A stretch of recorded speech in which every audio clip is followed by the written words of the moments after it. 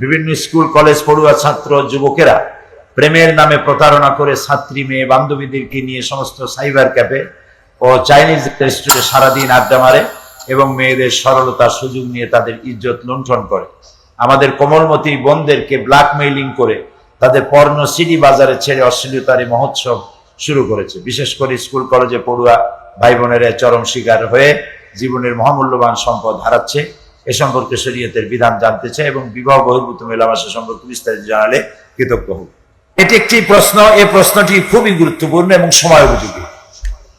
বাংলাদেশের বিভিন্ন শহরে এই চাইনিজ রেস্টুরেন্ট এবং সাইবার ক্যাফে এগুলি গড়ে উঠেছে এবং সেখানে মেয়েদেরকে নিয়ে যাওয়া হয় এবং এখানে যা লেখা হয়েছে সেগুলি চর্চা হয়। আমরা বলি নাউজুবিল্লাহ।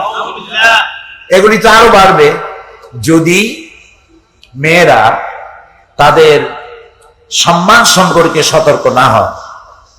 মেয়েরা ছেলেদের সাথে বন্ধুত্ব করতে যাবে কেন এবং তাদের দাওয়াতে কোন রেস্টুরেন্টে অথবা কোন সাইবার ক্যাফে তারা যাবে কেন? আর যখন তারা বলছে মেয়েদের সরলতা নিয়ে, এমন সরলতার তো কোনো দাম নাই। সরলতায় কেউ কি বিষ খায় যে সরলতার কারণে বিষ খেয়ে ফেলাইছে, সরলতার কারণে গলায় দড়ি দিছে, সরলতার কারণে পানিতে ডুবে মরছে? এটা তো হয় না। এটাকে কোন দেশি সরলতা বলে?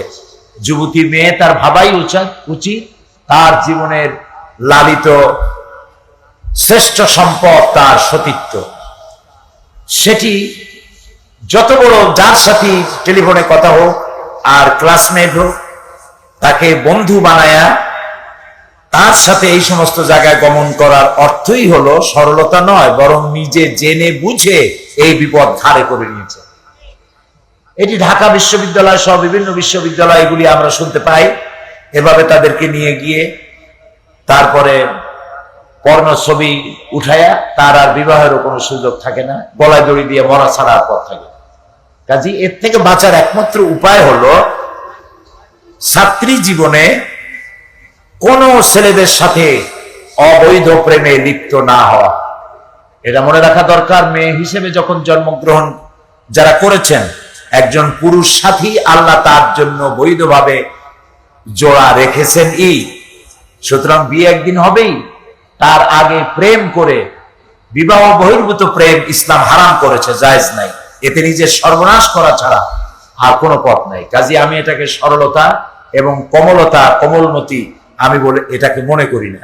এটা ইচ্ছে করি সাপের কামড় খাওয়া, ইচ্ছে করে গর্তে পড়ে আত্মহত্যা করার স্বামী। সুতরাং কোন পুরুষ বন্ধুর সাথে কোন মেয়ে ঘরের বাইরে যেতে পারে না। এ ব্যাপারে আপনারা সতর্ক থাকবেন। আরেকজন প্রশ্ন করেছেন, সূরা নিসার 34 নম্বর আয়াতে অবাধ্য স্ত্রীদের শাস্তি প্রসঙ্গে উল্লেখ আছে। 1. সদুপদেশ দেয়া, 2. শয্যা বর্জন করা, 3. মৃদু প্রহার করা। এখন প্রশ্ন হচ্ছে, যে কাজের জন্য স্ত্রী এরূপ শাস্তি ভোগ করবে, অনুরূপ বা সমপর্যায়ের কাজ যদি স্বামী করে তার বিধান কি? সমান অধিকার সব জায়গায়, কিন্তু সমান অধিকার যেভাবে স্বামী মৃদু প্রহার করতে পারবে, আপনি স্বামীকে মৃদু প্রহার করতে পারবেন না। কারণ হলো আর রিজালু কাওয়ামুনা আলান নিসা। আল্লাহ তাআলা বলেছেন নারীদের উপরে পুরুষের কর্তৃত্ব আল্লাহ দান করেছেন। সুতরাং স্ত্রী কখনো স্বামী নিজেকে স্বামীর সমকক্ষ মনে করবেন না। স্বামীকে নিজের সমকক্ষ মনে করাটাই সংসারের মধ্যে বিপর্যয়ের কারণ হয়ে দাঁড়ায়। অবশ্য স্বামী যদি শরীয়ত বিরোধী কোনো অন্যায় করে, তাহলে আপনি তাকে সৎ পরামর্শ দিতে পারেন। আপনি নিজে পারেন, আপনার পিতাকে দিয়ে, শ্বশুরকে দিয়ে, শাশুড়িকে দিয়ে, অথবা আপনার স্বামী যাকে শ্রদ্ধা করে, সম্মান করে তেমন কোনো ব্যক্তিকে দিয়ে তাকে আপনি সদুপদেশ দিতে পারেন। কিন্তু শয্যা বর্জন করা, সদুপদেশ আপনি পারবেন। শয্যা বর্জন হ্যাঁ করতে পারেন, সেটাও পারেন যদি আপনি দেখেন যে আপনার স্বামী দুশ্চরিত্র হয়ে গিয়েছে, অর্থাৎ অন্য কোন নারীর সাথে অবৈধ সম্পর্ক স্থাপন করেছে। তাহলে আপনি সেক্ষেত্রে স্বামীর সাথে অভিমান করতে পারেন, এসব আচরণ করে তাকে ফিরিয়ে আনার চেষ্টা করতে পারে। আরেকজন প্রশ্ন করেছেন, ফরজ রোজার মধ্যে কতটি রোজার ভঙ্গ হয়েছে তার সংখ্যা মনে না থাকলে এর কাফারা কিভাবে আদায় করতে হবে? আপনার যদি মনে না থাকে যে কয়দিন আপনার অসুখ ছিল, মাসিক যে পিরিয়ড আছে এটা কয় দিনের ছিল, এটা যদি মনে না থাকে তাহলে সচরাচর প্রতি মাসে আপনার কদিনের জন্য আপনি নামাজ ছাড়েন, আপনার পিরিয়ড কদিন থাকে, সেটি 6 হতে পারে 7 হতে পারে, এরকম একটা অনুমান করে যদি 6 হয় তাহলে 6টা, যদি 7 হয় তাহলে 7টা, অনুমানের উপরে ভিত্তি করে আপনি আদায় করে নেবেন, বাকিটা আল্লাহর কাছে ক্ষমা চেয়ে নেবেন। অনেক মহিলা রমজানের রোজা ভঙ্গ না করার জন্য তাদের মাসিক অসুখ বন্ধ করে রাখে। ওষুধের মাধ্যমে ওষুধ খেয়ে মাসিক অসুখ বন্ধ করা কি জায়েজ আছে? একটু জানাবেন। অনেকে বলে এটা করা কিনা, এখন কি করা যায় একটু দয়া করে বলুন। হ্যাঁ, কেউ যদি রমজান মাসে, এগুলি আজকাল চর্চা হচ্ছে যেহেতু এই ধরনের ওষুধ বেরিয়েছে, সেই জন্য যারা হজ করতে যান, হজের মৌসুমে তাওয়াফ করা, ওমরা করা, কতগুলি ফরজ আছে, উকুফে আরাফা ফরজ আছে, এই সমস্ত ফরজ কাজগুলির সময় যদি পিরিয়ড এসে যায় তাহলে আর হজ করতে গেছে জীবনে একবার, আবার যেতে পারবি কিনা নিশ্চয়তা নাই, সুতরাং এটি একটি তার জন্য মুশকিল হয়ে যায়। এই জন্য বহু মেয়ে লোকেরা তারা এরকম হজ পালন করতে গিয়ে ওষুধ পান করে পিরিয়ডকে বন্ধ রাখে। এভাবে যদি রমজানেও কেউ করে তাহলে নাজায়েজ হবে না, জায়েজ হবে। তবে এখানে শর্ত হচ্ছে, দেখতে হবে এ ধরনের ওষুধ পান করে পিরিয়ড বন্ধ করলে স্বাস্থ্যের উপরে ব্যাপক কোনো ক্ষতি হয় কি। যদি দেখা যায় স্বাস্থ্যহানি ঘটে তাহলে এভাবে নিজের শরীরের ক্ষতি করা ঠিক না। আল্লাহ তাআলা শরীরে যেভাবে যা দিয়েছেন তা সেইভাবেই হতে দেওয়া উচিত। আমি নিয়ত করেছি দৈনিক 500 বার দরুদ পাঠ করব, কিন্তু জায়নামাজে বসে আমি নামাজ আদায় করতে পারি না, অনুরূপ ভাবে দরুদও পড়তে পারি না, শারীরিকভাবে অসুস্থ। কিন্তু কিছু লোকের কাছে জানতে পারলাম চেয়ারে বসে বা দাঁড়িয়ে শুয়ে দরুদ পাঠ করলে বেয়াদবির শামিল গুনাহ হবে। এর কোনো মানে হয়? আপনি নামাজ পড়তেছেন, বসে দাঁড়াইতে পারেন না, নামাজের চাইতে দরুদের মর্যাদা কেমনি বসে হইল? নামাজ যখন আপনি বসে পড়তেছেন, দাঁড়াইতে পারেন না, তো আপনি দরুদ শরীফে বসে পড়বেন, আপনার ক্ষতিটা কি? এই জন্য যিনি অসুস্থ, দাঁড়াতে পারেন না, দাঁড়ায় নামাজ ফরজ, নামাজ দাঁড়িয়ে পড়া ফরজ। এখন আপনি দাঁড়াতে পারছেন না, বসে পড়েন। বসে পারতেছেন না, শুয়ে পড়েন। শুয়েও পারেন না, চোখের ইশারায় পড়েন। দরুদ শরীফ পাঠ করতেছেন, ভালো কথা, তবে এটা দাঁড়ায়া বসে এর মধ্যে কোনো আদব নির্ভর করে না। আপনি যে অবস্থা আছেন দরুদ শরীফ পড়তে পারেন। আর দরুদ শরীফ পড়তে গিয়ে আপনার চিন্তা করা উচিত কোন দরুদ পড়বেন। ওজিফার মধ্যে এই যে পাঞ্জসুরা ও ওজিফা নামে একটা বই বাংলাদেশে পাওয়া যায়। এই বইটার ভিতরে কোরআনের যে সূরাগুলি আছে সেগুলি তো ঠিকই আছে, কিন্তু কতগুলি দুরুদ তারা বানায় দিছে আন্দাজে। দুরুদগুলির নাম হলো দুরুদে লাখি, দুরুদে হাজারি। একটা সন্ত্রাসীর নামের দুরুদ, কথা হল দুরুদে হাজারি, দুরুদে লাখি। এই যে কতগুলি দরুদ নিজেরা বানাইয়া কতগুলি ফজিলতের কথা বলেছে, এগুলি এই সব দরুদ হাদিসের কোনো অস্তিত্ব নাই। হাদিস শরীফে অস্তিত্ব আছে যে দরুদের, ওই দরুদ সম্পর্কে নবী করিম সাল্লাল্লাহু আলাইহি ওয়াসাল্লাম বলেছেন দরুদে আফজাল, যেটা আমরা নামাজের মধ্যে পড়ি। মা বোনেরা লক্ষ্য করুন, আমরা নামাজের মধ্যে যে দরুদটা পড়ি আত্তাহিয়াত পড়ার পর, ওই দরুদটাকে শ্রেষ্ঠ দরুদ পড়া হয়েছে। আপনি এই দরুদটি পড়তে পারেন। আর একজন প্রশ্ন করেছেন, আমি যার সম্পর্কে প্রশ্ন করতে চাই তিনি একজন হাফেজ, আলেম ও ইমাম। তিনি সমাজের লোকের সাথে অত্যন্ত সদাচরণ করেন, কিন্তু আত্মীয়দের মধ্যে বাছাই করা কয়েকজনের সাথে সুসম্পর্ক, আত্মীয়দের মধ্যেও বাছাই করা কয়েকজনের সাথে সম্পর্ক রাখেন। তিনি তার স্ত্রীকে মারধর করেন। গত 1 বছর যাবৎ তিনি তার স্ত্রীর সন্তানের ভরণ পোষণের জন্য কোনো টাকা পয়সা দেননি। তিনি মানুষকে অহেতুক সন্দেহ করেন। আমার প্রশ্ন হচ্ছে, এই ইমামের পেছনে নামাজ পড়া কি জায়েজ হবে? এই ধরনের ইমাম, যিনি একদিকে হাফেজ, আলেম, মসজিদের ইমাম, তিনি সমাজের লোকদের সাথে সদাচরণ করেন, বাছাই করা কিছু আত্মীয়দের সাথেও সদাচরণ করেন, কিন্তু স্ত্রী মারে। সমাজের লোকেদের সাক্ষী কিয়ামতে তার জন্য বড় গ্রহণযোগ্য হবে। সব থেকে বড় সাক্ষ্য গ্রহণ করা হবে স্ত্রী। স্ত্রী যেটা বলে ওইটাই বড় সাক্ষী স্বামীর জন্য। সেই স্ত্রীকে মারধর করবেন, সন্তানের ভরণ পোষণ দিবেন না, এবং মানুষকে হয়তো সন্দেহ করবেন। তো এই কাজগুলি তো শুধু স্ত্রী দেখতে পান, অন্যরা তো জানেন না। সেই জন্য কি করে বলা যাবে যে এর পিছনে নামাজ হবে? বরং এই লোকটিকে সংশোধন করার জন্য চেষ্টা চালানো উচিত। যিনি এই কাজটি করছেন আদৌ সঠিক কাজ করছেন না। স্ত্রীর প্রতি সদ্ব্যবহারের কথা আল্লাহ নিজে বলেছেন। আল্লাহ বলেছেন, ওয়াশিরুহুন্না বিল মারুফ, তোমরা তোমাদের স্ত্রীদের সঙ্গে সদ্ব্যবহার করো। কাজে তিনি একটি ফরজ লঙ্ঘন করছেন, আল্লাহর অমান্য করছেন, আল্লাহর আইনের অমান্য করছেন, এবং নিজেকে একজন রূঢ় ব্যক্তি হিসেবে পরিচিত করেছেন। আমরা দোয়া করি সবাই, আল্লাহ তাআলা এই ব্যক্তিকে হেদায়েত দান করুন, যিনি তার স্ত্রীর সঙ্গে সদ্ব্যবহার করতে পারেন, সন্তানদের ভরণ পোষণের হক আদায় করতে পারেন। আমাদের সমাজে এমন কিছু মহিলা আছে যারা তাদের আত্মসম্মানের জন্য স্বামীর শত অত্যাচার সহ্য করে, আর কিছু শিক্ষিত লোকেরা তাদের এই দুর্বলতাকে কাজে লাগায় বিভিন্নভাবে। তারা তাদের উচ্চ সার্টিফিকেটের দাম্ভিকে অন্যায়কে অন্যায় মনে করে না। এমনকি যারা আইনের সঠিক আইনের সাধক, তাদের মধ্যেও কেউ কেউ আইনের ক্ষমতা দেখিয়ে অন্যায় কাজ করে। এসব কুশিক্ষিত লোককে ইসলামের দৃষ্টিতে কিভাবে শাস্তি করা যায়? স্বামী এবং স্ত্রী মর্যাদা সমান, অধিকার সমান। মর্যাদার দিক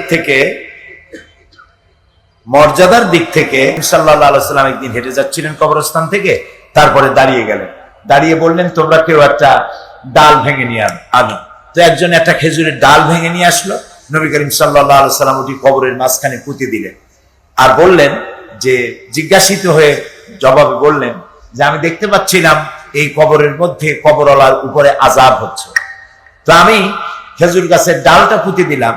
এর পাতাগুলি যতক্ষণ জীবিত থাকবে ততক্ষণ এই পাতাগুলি আল্লাহর জিকির করবে, এই সব কবরওয়ালা পাবে। এই জন্য কবরের উপরে গাছ লাগানো যেতে পারে, কিন্তু ফুল দেওয়া, ফুল তো গাছ থেকে ছিঁড়লেই অল্পতেই মুষড়ে যায়, মরে যায়, এরপর আর থাকে না। এ ধরনের ফুল দেওয়ার রেওয়াজ এটি হাদিস শরীফে প্রমাণিত নয়। আহলে হাদিসের ভাইয়েরা সূরা ফাতিহার শেষাংশে দল্লিনের পরিবর্তে জল্লিন উচ্চারণ করে থাকে। প্রশ্ন হলো, এভাবে উচ্চারণ করলে নামাজ হবে কিনা? আহলে হাদিসের ভাইরা সবাই দল্লিনের জায়গায় জল্লিন পড়ে, আমি এটা শুনি নাই। দল্লিনও পড়তে আমি শুনেছি, কিন্তু জল্লিন যদি কেউ পড়ে তাহলে অর্থ বিকৃত হবে, এবং এভাবে উচ্চারণ করলে অর্থ বিকৃত করে নামাজ শুদ্ধ হবে না। দত এর উচ্চারণ জ দিয়ে করলে অর্থ সম্পূর্ণ বিগড়ে যাবে। কোরআন শরীফে প্রত্যেকটি অক্ষরের আলাদা আলাদা প্রোনাউন্সিয়েশন আছে, আলাদা আলাদা উচ্চারণ আছে। এই জন্য কোরআন শরীফ উচ্চারণ বাংলায় উচ্চারণ হলো কোরআন শরীফ পাওয়া যায় না, বাজারে আছে না? জায়েজ না, জায়েজ না।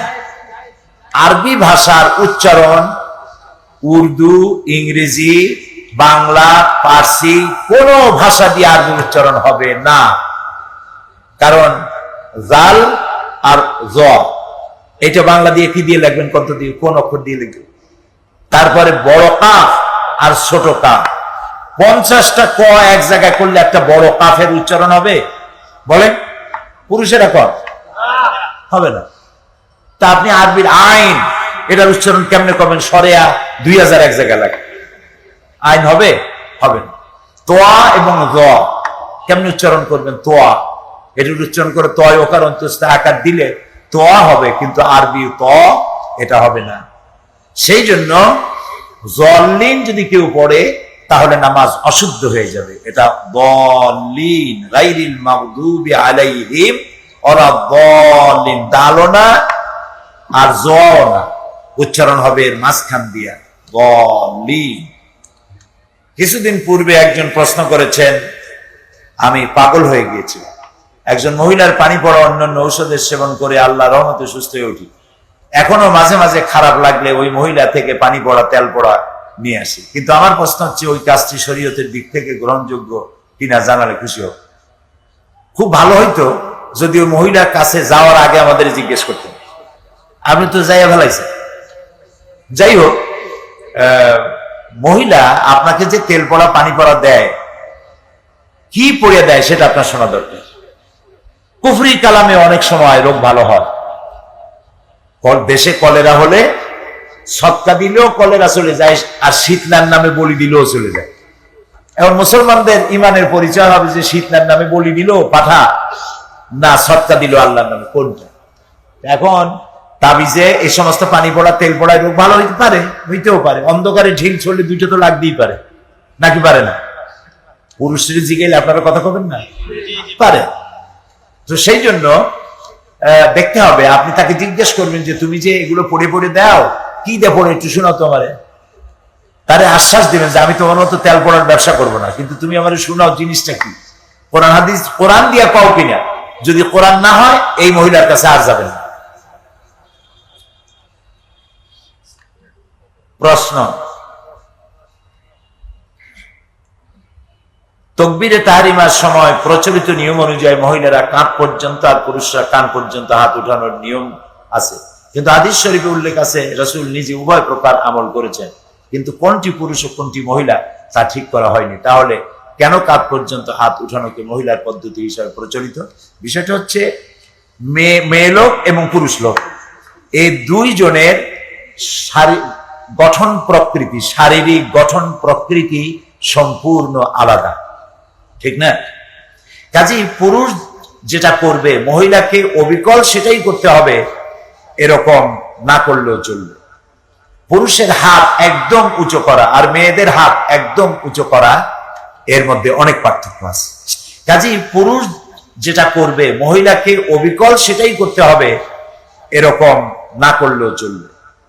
পুরুষের হাত একদম উঁচু করা আর মেয়েদের হাত একদম উঁচু করা, এর মধ্যে অনেক পার্থক্য আছে। সেই জন্য ফকিহ যারা, আইম্মায়ে মুজতাহিদিন যারা, তারা বলেছেন কাঁধ পর্যন্ত হাত উঠানোই মেয়েদের জন্য সব থেকে প্রযোজ্য, ভালো। সেজদা দেওয়ার সময়ও পুরুষরা যেভাবে নিতম্ব উঁচু করে সেজদা দেয়, মহিলাদের এভাবে দেওয়া ঠিক নয়। সেজন্য ফকিহরা, ফিকহতত্ত্ববিদরা, আইম্মায়ে মুজতাহিদিনরা মেয়েদের দাঁড়ানোর ব্যাপারে, হাত উঁচু করার ব্যাপারে, সেজদা দেওয়ার ব্যাপারে কয়েকটি প্রকার ভেদ করেছেন। এগুলির মধ্যে কল্যাণ আছে। সাবরিনা আক্তার আগ্রাবাদ প্রশ্ন করেছে, আমি লিভ টুগেদার সম্বন্ধে জানতে চাই।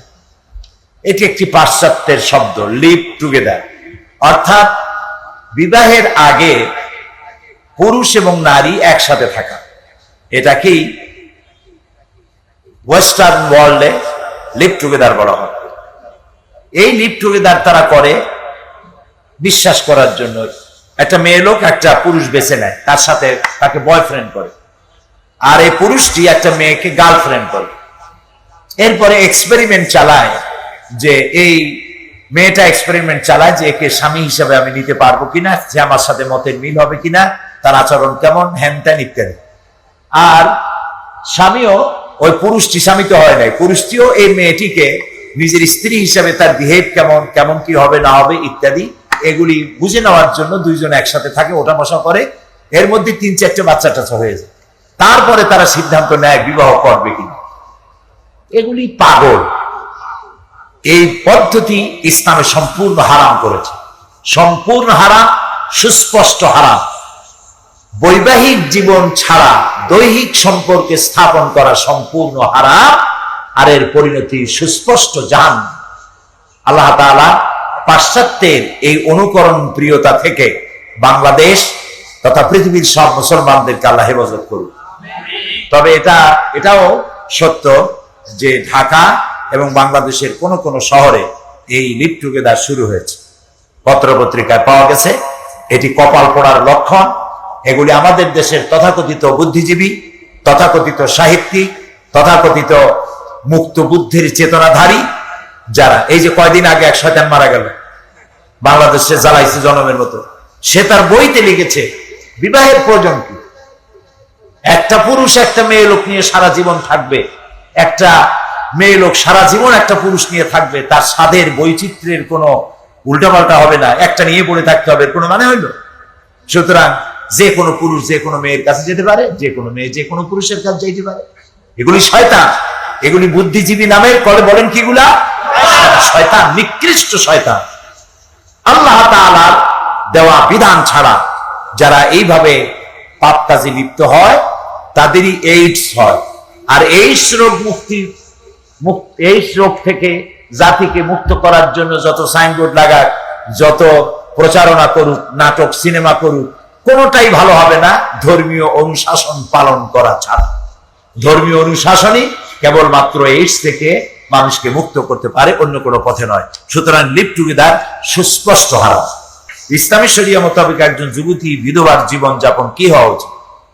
ইসলামী শরিয়া মোতাবেক একজন যুবতী যখন তিনি বিধবা হয়েছেন, তার উচিত আবার স্বামী গ্রহণ করা। এতেই তার জন্য কল্যাণ, তার সতীত্ব, তার পবিত্রতা, তার ঈমান এর মধ্যে হেফাজত থাকবে এবং অন্য পুরুষের কুদৃষ্টি থেকে তিনি বাঁচতে পারবেন। এই জন্য হিন্দুরা বড় কষ্টে আছে, তাদের বিধবা বিবাহ হিন্দুদের সব মহলে জায়েজ নাই। একবার বাল্য অবস্থা বিয়ে হয়েছিল, স্বামীর ঘর করলো 2-4 বছর, স্বামীটা মারা গেল, এই মেয়েটা সর্বনাশ হয়ে গেল তার জীবন। কিন্তু ইসলাম সায়েন্টিফিক, মোর সায়েন্টিফিক। ইসলামে কোনো জিনিসের অভাব নাই, সব সমস্যার সমাধান করেছে কে? ইসলাম করে দিয়েছে আল্লাহ তাআলা। বৈধব্য ব্রত পালন করার দরকার নাই, যে কয়দিন ইদ্দত পালন করতে হবে, তারপরে সে যে কোনো পুরুষকে ইচ্ছে মতো স্বামী গ্রহণ করতে পারবেন। নবী করিম সাল্লাল্লাহু আলাইহি ওয়াসাল্লামের কুমারী স্ত্রী কেবলমাত্র হযরত আয়েশা রাদিয়াল্লাহু তাআলা আনহা ছিলেন, বাকি অলমোস্ট তিনি বিধবাদেরকে আশ্রয় দিয়েছেন বিয়ে করে। এবং এর দ্বারা শুধু বিবাহের উদ্দেশ্য ছিল না, এর দ্বারা উদ্দেশ্য ছিল বিরাট বিরাট এক এক গোত্রের সাথে সম্পর্ক স্থাপন করে তাদেরকে ইসলামের দাওয়াত দেওয়া, এটাই উদ্দেশ্য ছিল। সুতরাং যিনি প্রশ্ন করেছেন তার কথার জবাবেই যুবতী বিধবাদের জীবন পালিত হওয়া উচিত সম্মানের সাথে এবং আর একটি বিবাহের মাধ্যমে।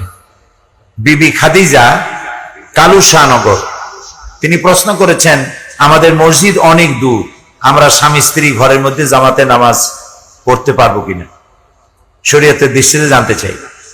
মসজিদের আজান যদি আপনি শুনতে পান, তাহলে আপনার স্বামী যদি শুনতে পান, তাহলে তাকে মসজিদে যেয়ে জামাতে নামাজ আদায় করতে হবে, বাধ্যতামূলক। আর আপনি একা একা পড়বেন, আপনার জন্য জামাত ওয়াজিব নয়। পুরুষের জন্য জামাতে নামাজ পড়া বাধ্যতামূলক, ওয়াজিব। মেয়েদেরকে বাধ্য করা হয় নাই, অপশনাল। ইচ্ছে করলে করতে পারেন, না ইচ্ছে করলে না করতে পারেন। যদি আপনি দেখেন যে আপনার মসজিদ আপনার বাড়ির কাছে আর ওখানে মেয়ে লোকদের নামাজ পড়ার জন্য আলাদা ব্যবস্থা আছে, যাতায়াতে আপনার কোনো অসুবিধা নাই, নিরাপদ, এরকম যদি মনে করেন, ইচ্ছে করলে জামাতে যেতে পারেন, কিন্তু পুরুষের মতো আপনি জামাতে নামাজ পড়তে বাধ্য নন। কাজল কালাপানিয়া সন্দীপ, তিনি প্রশ্ন করেছেন, আমার সংসার জীবনে 3 কন্যা সন্তান হয়, আমার সংসার জীবন ভাঙতে উপক্রম হল। এমত অবস্থা আমি তাফসীর মাহফিলে 50 টাকা মানত করে দিয়ে আসিলাম, এবছর আমার একটি পুত্র সন্তান হয়েছে। সুবহানাল্লাহ, সুবহানাল্লাহ। টাকা মানত করায় আমার কি কোনো গুনাহ হবে? না, গুনাহ তো হয়নি, গুনাহ হবে কেন? আপনি এখানে টাকা আল্লাহর রাস্তে দিয়েছেন, আর সমাজ কল্যাণ এই টাকা গরিব দুস্থ মানবতার সেবাই কাজে লাগায়। যিনি মানত করেছেন আল্লাহ খুশি হয়েছেন, খুশি হয়ে 50 টাকা মানত করেছেন মাত্র, আল্লাহ পুত্র সন্তান দিয়ে দিয়েছেন। সুবহানাল্লাহ। এই কথা আমরা অনেকবার এখানে শুনেছি। মা সন্তান নাই, এখানে এসে কাঁদাকাটি করেছে আল্লাহর কাছে, আল্লাহ তাআলা পরের বছরই সন্তান দিয়ে দিয়েছে।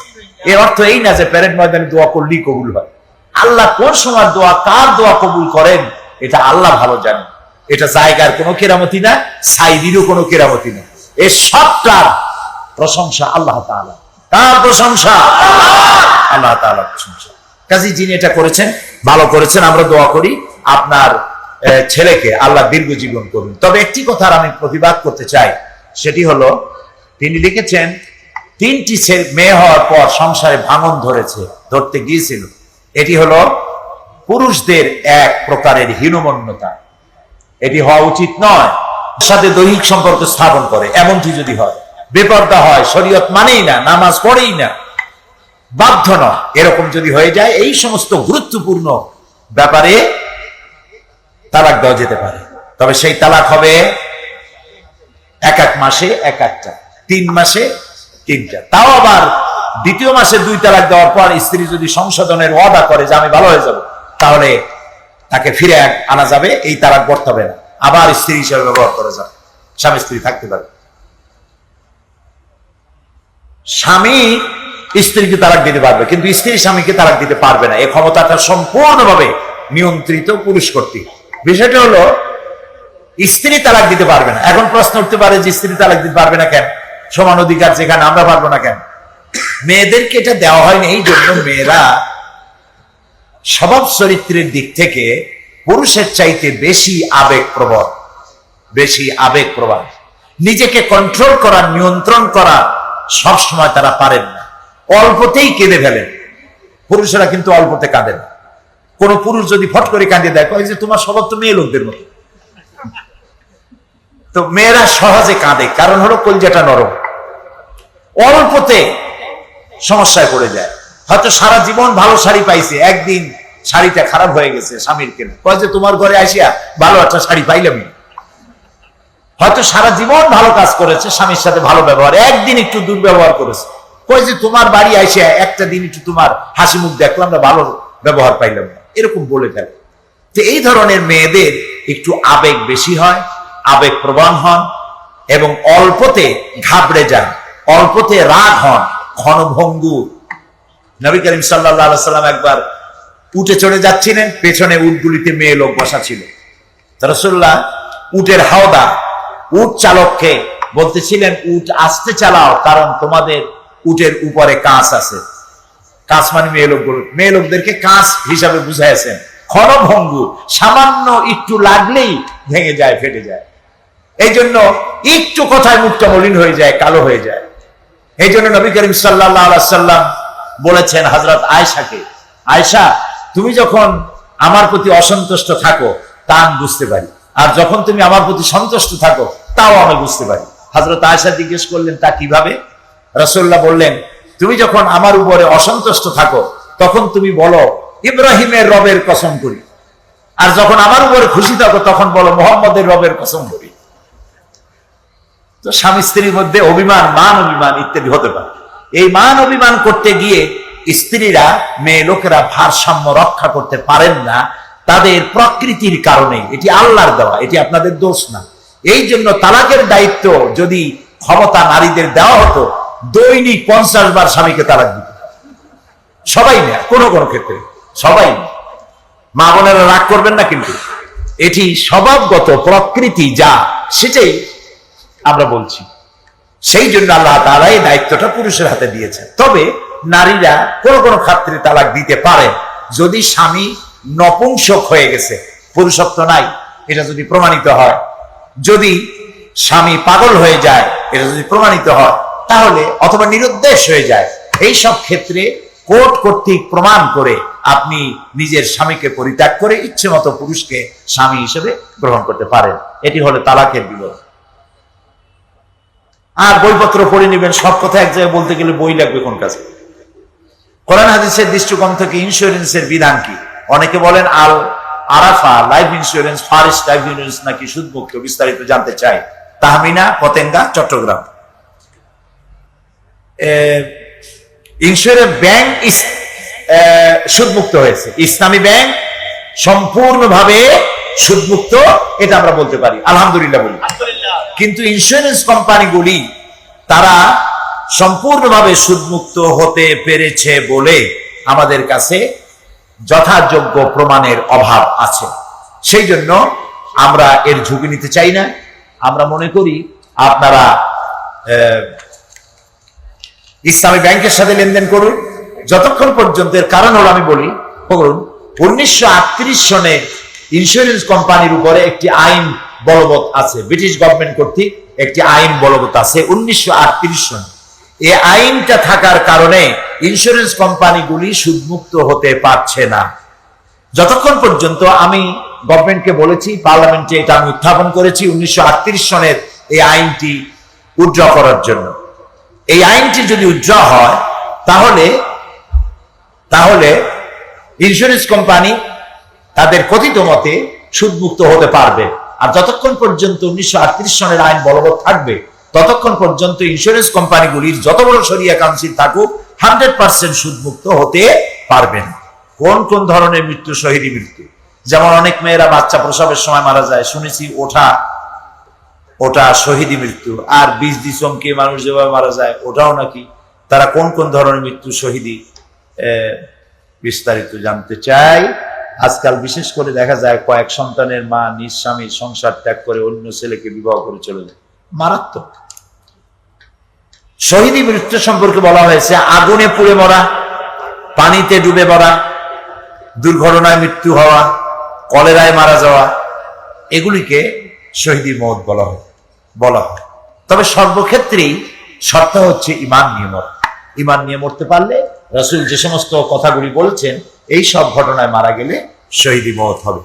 আর দ্বিতীয় প্রশ্ন তিনি যা করেছেন, কয়েক সন্তানের মা নিঃস্বামী ভালায় ধুইয়া আরেক জায়গায় বিয়ে করে চলে যায়, তো আরেক জায়গায় তো বিয়ে হলো না, সেখানে জেনা হচ্ছে, এবং এই জেনার কারণে ওই মেয়ে লোকটি এবং তারপরে যে পুরুষটার সাথে সে জুটেছে দুজনকেই জাহান্নামে যেতে হবে। আমাদের দেশে অধিকাংশ রাজনীতিক নেতারা মুখে যা বলে তা বাস্তবায়ন করে না। তাদের ব্যাপারে কোরআন হাদিসের আলোকে জানালে ভালো হবে। মোসাম্মদ খাদিজা বেগম, 9ম শ্রেণী, পূর্ব বাকলিয়া সিটি কর্পোরেশন বালিকা উচ্চ বিদ্যালয়। রাজনৈতিক নেতারা সপ্ত না, 1 শ্রেণীর নেতারা মুখে যা বলে কাজে তা পরিণত করে না। যারা এটা করে না তারা মুনাফিক। এদেরকে চিহ্নিত করতে হবে এবং এদের কথায় কান দেওয়া যাবে না। আমার মেয়ে বোরকা পড়তে ইচ্ছুক, কিন্তু তার স্বামী তাকে বোরকা পড়তে দিচ্ছে না। এই অবস্থা আমার মেয়ের কি করা উচিত? স্বামীর আনুগত্য, মাতা পিতার আনুগত্য, সরকারের আনুগত্য ওই পরিমাণ করা যাবে যেটা করলে পরে আল্লাহর সাথে নাফরমানি হয় না। আল্লাহর সাথে নাফরমানি হয় এরকম কোন আইন কারো মানা যাবে না। এই জন্য স্বামীকে বুঝাতে হবে, আপনারাও আপনার জামাইকে বুঝান যে আমার মেয়ে যেটা করতে চায় এটা আল্লাহর হুকুম। তুমি কি আল্লাহর হুকুমের বিরুদ্ধে যেতে চাও? তুমি তোমার স্ত্রীকে ভোগ করতে পারো, তাকে তুমি যেভাবে দেখতে চাও দেখতে পারো, কিন্তু পরপুরুষের সামনে তাকে তুমি নিবে কেন? এটা জায়েজ নাই, এটা সুস্পষ্ট হারাম।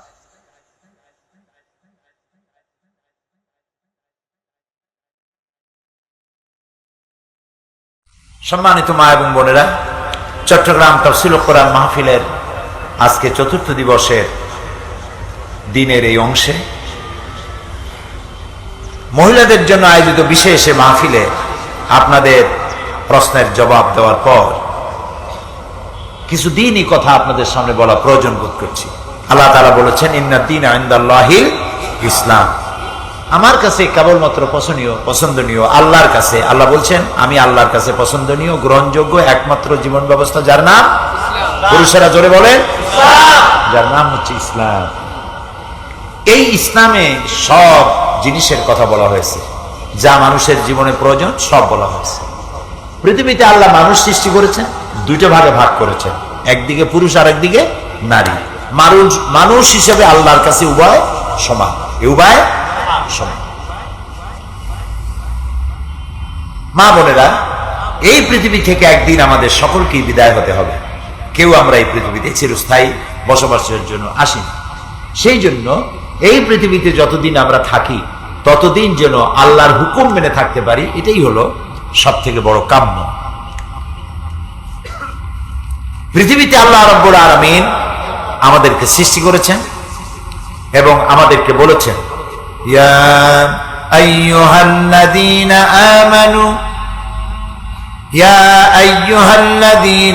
আমানু দুখুলু ফিস-সিলমি কাফা ওয়া লা তাত্তাবিউ খুতুওয়াতিশ শাইতান ইন্নাহু লাকুম আদুউম মুবিন। হে বিশ্বাসীরা, তোমরা যারা ঈমান এনেছো শোনো, তোমরা ইসলামের মধ্যে পরিপূর্ণভাবে দাখিল হয়ে যাও।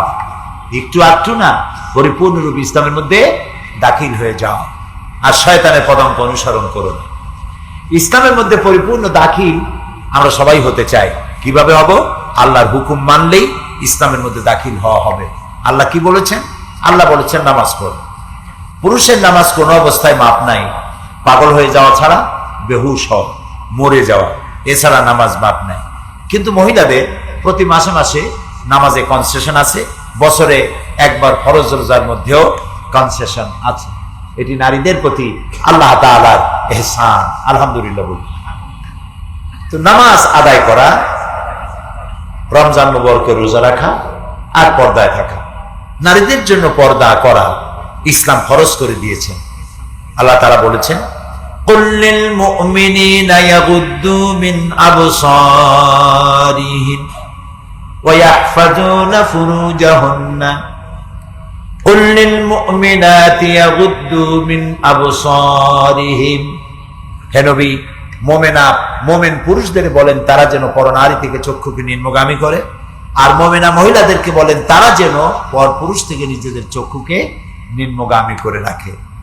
গাদ্দে বাসার, চোখকে নিচু করা, অর্থাৎ কেউ যেন পরস্পরের প্রতি কাম দৃষ্টিতে তাকাতাকি না করে, চক্ষুকে সংযত করে। জেনা তো শুধু এক প্রকার নয়, নবী করিম সাল্লাল্লাহু আলাইহি ওয়াসাল্লাম বলেছেন হাতের জেনা, পায়ের জেনা, মুখের জেনা, চোখের জেনা। এই জিনিসগুলি যখন হয়ে যায় তখন মূল কর্তব্যের কাছে মানুষেরা শয়তানের ওয়াসওয়াসায় পৌঁছে যায়। আল্লাহ তাআলা এর থেকে মুসলমান নরনারীকে হেফাজত করুন, আমিন। কাজেই আল্লাহ তাআলা বলেছেন, ওয়ালা তাকরাবুজ জিনা ইন্নাহু কানা ফাহিশাতান ওয়া সা সাবিলা। আল্লাহ তাআলা বলেছেন জেনা খুব নিকৃষ্ট পাপ, তোমরা এর কাছেও যেও না। জেনা করা নিষেধ, এ কথা কিন্তু আল্লাহ বলেন না, বলেছেন জেনা করা তো দূরের কথা, এর কাছেও যেও না। এর কাছে যেতে গেলে কিছু রুট আছে। কি সেগুলি? রুটগুলি হলো অশ্লীল গান, অশ্লীল নাচ, অশ্লীল ছবি, নারীর সৌন্দর্য প্রদর্শন, এই সব জিনিসগুলি মানুষকে অশ্লীলতার দিকে নিয়ে যায়। এই সব রাস্তা থেকে ফিরাবার দায়িত্ব মুরব্বীদের, মা বাপ, স্বামী স্ত্রী, তাদেরই দায়িত্ব সন্তানদেরকে এর থেকে ফিরায় রাখা। এটা কি মাস? ইংরেজি কি মাস? এই মাসের শেষ দিন 31st নাইট, 31শে জানুয়ারি, কি কয় ডিসেম্বর, জানুয়ারির পয়লা রাত, এই রাত 12টা 1 মিনিটের সময় আমাদের দেশে ঢাকা, চট্টগ্রাম, বিভিন্ন শহরে যা হয় তা কি কোনো মুসলমান দেশে হওয়া উচিত? আপনারা বলেন উচিত? আপনারা যারা আসছেন আমি আপনাদেরকে বলছি না, কিন্তু আমাদেরই এই মুসলমানেরা তাদের ছেলে মেয়েগুলি, যুবতী মেয়ে, যুবক ছেলে, তারা গাড়ি হাঁকায়া ভীষণ স্পিডে বিরাট নন স্টপ হর্ন বাজায়া রাস্তা দিয়ে চলতে থাকে। এক জায়গায় গিয়া শ্যাম্পেইন, তারপরে হার্ড ড্রিঙ্কস যেগুলি আছে, এই মদগুলি খাইতে থাকে, ঝাঁকাইয়া উড়াইয়া দেয়। এরপরে জেনা, ব্যভিচার, গান বাজনায় লিপ্ত হয়। এগুলি কি হওয়া উচিত মুসলমানের? হওয়া উচিত না। শহরে এগুলি বেশি হয়, গ্রামে এগুলো বোঝেও না। আমি যদি বর্ষ পালন করি, যদি করি, তাহলে তো আমার করা উচিত পয়লা মুহররম, ঠিক না? আমার সাথে পয়লা জানুয়ারি আর পয়লা বৈশাখের সম্পর্কটা কি? আমি তো মুসলমান, আমার পরিচয় কি? মুসলমান। এই কথাগুলি আমাদের মনে রাখতে হবে। সেই জন্য আপনারা আপনাদের ছেলে মেয়েদেরকে হেফাজত করবেন, তারা যেন খারাপ না হয়ে যায়। ছেলেগুলি ভালো বানাবার জন্য আমি আপনাদেরকে পরামর্শ দেই, ছেলে যদি ভালো বানাতে চান, কে না চায় তার ছেলে মেয়েগুলি ভালো হোক? আছে নাকি কেউ? অন্যান্য ছাত্রদের কাছে ইসলামের দাওয়াত মাসে কয়বার দিয়েছে, কর্মী যোগাযোগ কয়বার করেছে, ইত্যাদি আছে না লেখা? থাকে না? তাহলে ও শুধু নিজেই নামাজ পড়ে না, অন্যদেরকে নামাজের প্রতি উদ্বুদ্ধ করে। ও শুধু কোরআন পড়ে না, অন্যদেরকেও কোরআন পড়তে উদ্বুদ্ধ করে। সুতরাং আপনার ছেলেটারে যদি ভালো বানাইতে চান, কলেজে পড়বে, ইউনিভার্সিটিতে পড়বে, কিন্তু মাদ্রাসার ছাত্রদের সমকক্ষ অথবা তাদের থেকেও ভালো কোন কোন ক্ষেত্রে এরকম হয়ে যেতে পারে কলেজ বিশ্ববিদ্যালয় শিবিরে থাকার কারণে। আলহামদুলিল্লাহ বলেন। আবার মেয়েগুলি ভালো বানাতে চান, সেজন্য ইসলামী ছাত্রী সংস্থা আছে। আপনার মেয়েটার জন্য একটা ভালো জামাই পাবে, মেয়ে লারে লাপ্পা দিয়ে বেড়াবে না। বাঁধন, ওই যে বাঁধন, একটা মেয়ে ঢাকা ভার্সিটিতে যা সর্বনাশ হইল বাঁধন হারা হয়ে, এরকম আপনার মেয়ে বাঁধন হারা হবে না, নামাজি হবে, দিনদার হবে, পরেশগার হবে। সেই জন্য আপনার মেয়েকে ইসলামী ছাত্রী সংস্থায় যদি দেন, আমি উপদেশ দিলাম, মানা আপনার ইচ্ছা, না মানা আপনার ইচ্ছা, আপনার মেয়ে ভালো হবে, 100% ভালো হবে ইনশাআল্লাহ। আপনার মেয়ে, আপনার কলেজ পড়ুয়া মেয়ে, আপনার ইউনিভার্সিটি গোয়িং ছেলে, ওর আচরণ, ওর নামাজ, ওর পর্দা দেখে আপনার চোখ ঠান্ডা হয়ে যাবে, কাঁদতে ইচ্ছা করবে, আল্লাহ এমন ভালো ছেলে মেয়ে তুমি আমাকে দিছো। আর যদি এটা না হয়, ছেলে হবে গুন্ডা, মাস্তান, চোরাচালানি। তারপরে কি সর্বনাশ। মানুষে বদদোয়া করবে, ওই ছেলের জ্বালায় অস্থির হবে মহল্লাবাসীরা, বদদোয়া করবে, আল্লাহ এমন গুন্ডা পেটে রাখছে যে মা তারে কলেরা দাও, ওর বাপের বসন্ত দাও, এইসব বদদোয়া করবে। এটা কি ভালো হবে? ভালো হবে না। মানুষের বদদোয়া একদিন লাগেই যায়। এই জন্য ছেলে মেয়েকে ভালো বানাবার চেষ্টা করবে। মা বাপের দায়িত্বই হলো সন্তান আসলেই ইসলামী নাম রাখবেন। কি নাম রাখবেন বলেন জোরে? ইসলামী নাম। তাও আজকাল পছন্দ হয় না, আজকাল রাখে সব ইংরেজি নাম, বল্টু, মন্টু, ডবলু, সেন্টু, আকাশ হোসেন, বাতাস খাতুন, ঠিক না? নওজুবিল্লাহ। এটা নাম হলো?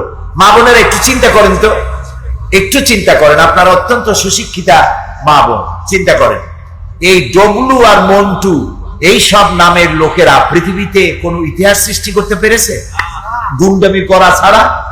এই যত গুন্ডাদের নাম দেখবেন, কালাস জাহাঙ্গীর, নাক উল্টানো কি ছগি, কানসেরা মিলন, তারপরে এই দাঁত ভাঙ্গা গলা কাটা মুজিব, এই পত্রিকা দেখেন না, এগুলো পত্রিকা আসে, আমি তো বানায় বলতেছি না, পত্রিকা আছে না এগুলি।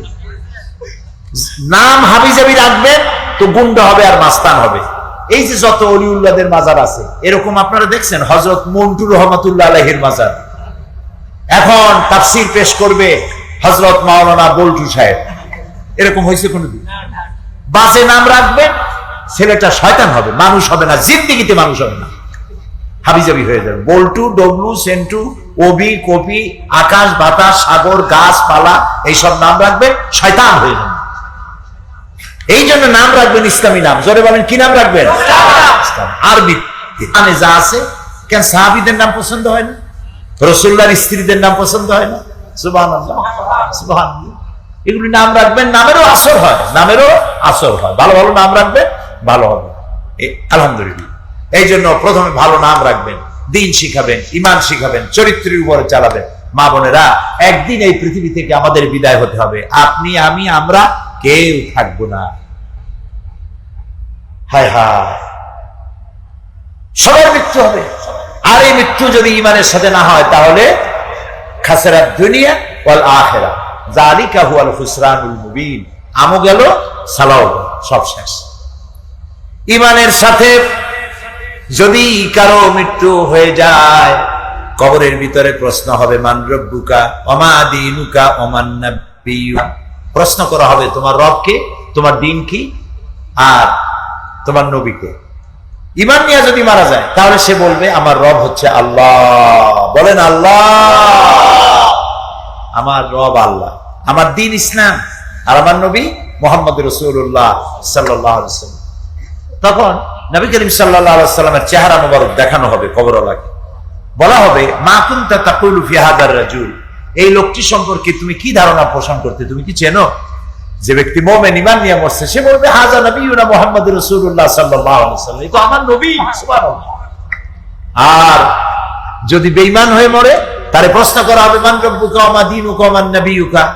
সে বলবে, হায় হাতা লা আদরি, হায় হাতা লা আদরি, আমি জানি না আমার রবকে, আমি জানি না আমার নবীকে, আমি জানি না আমার দিন কি। তখন নবী করিম সাল্লাল্লাহু আলাইহি ওয়াসাল্লামকে দেখানো হবে, বলবে যে আমি চিনি না উনিকে। নাউজুবিল্লাহ।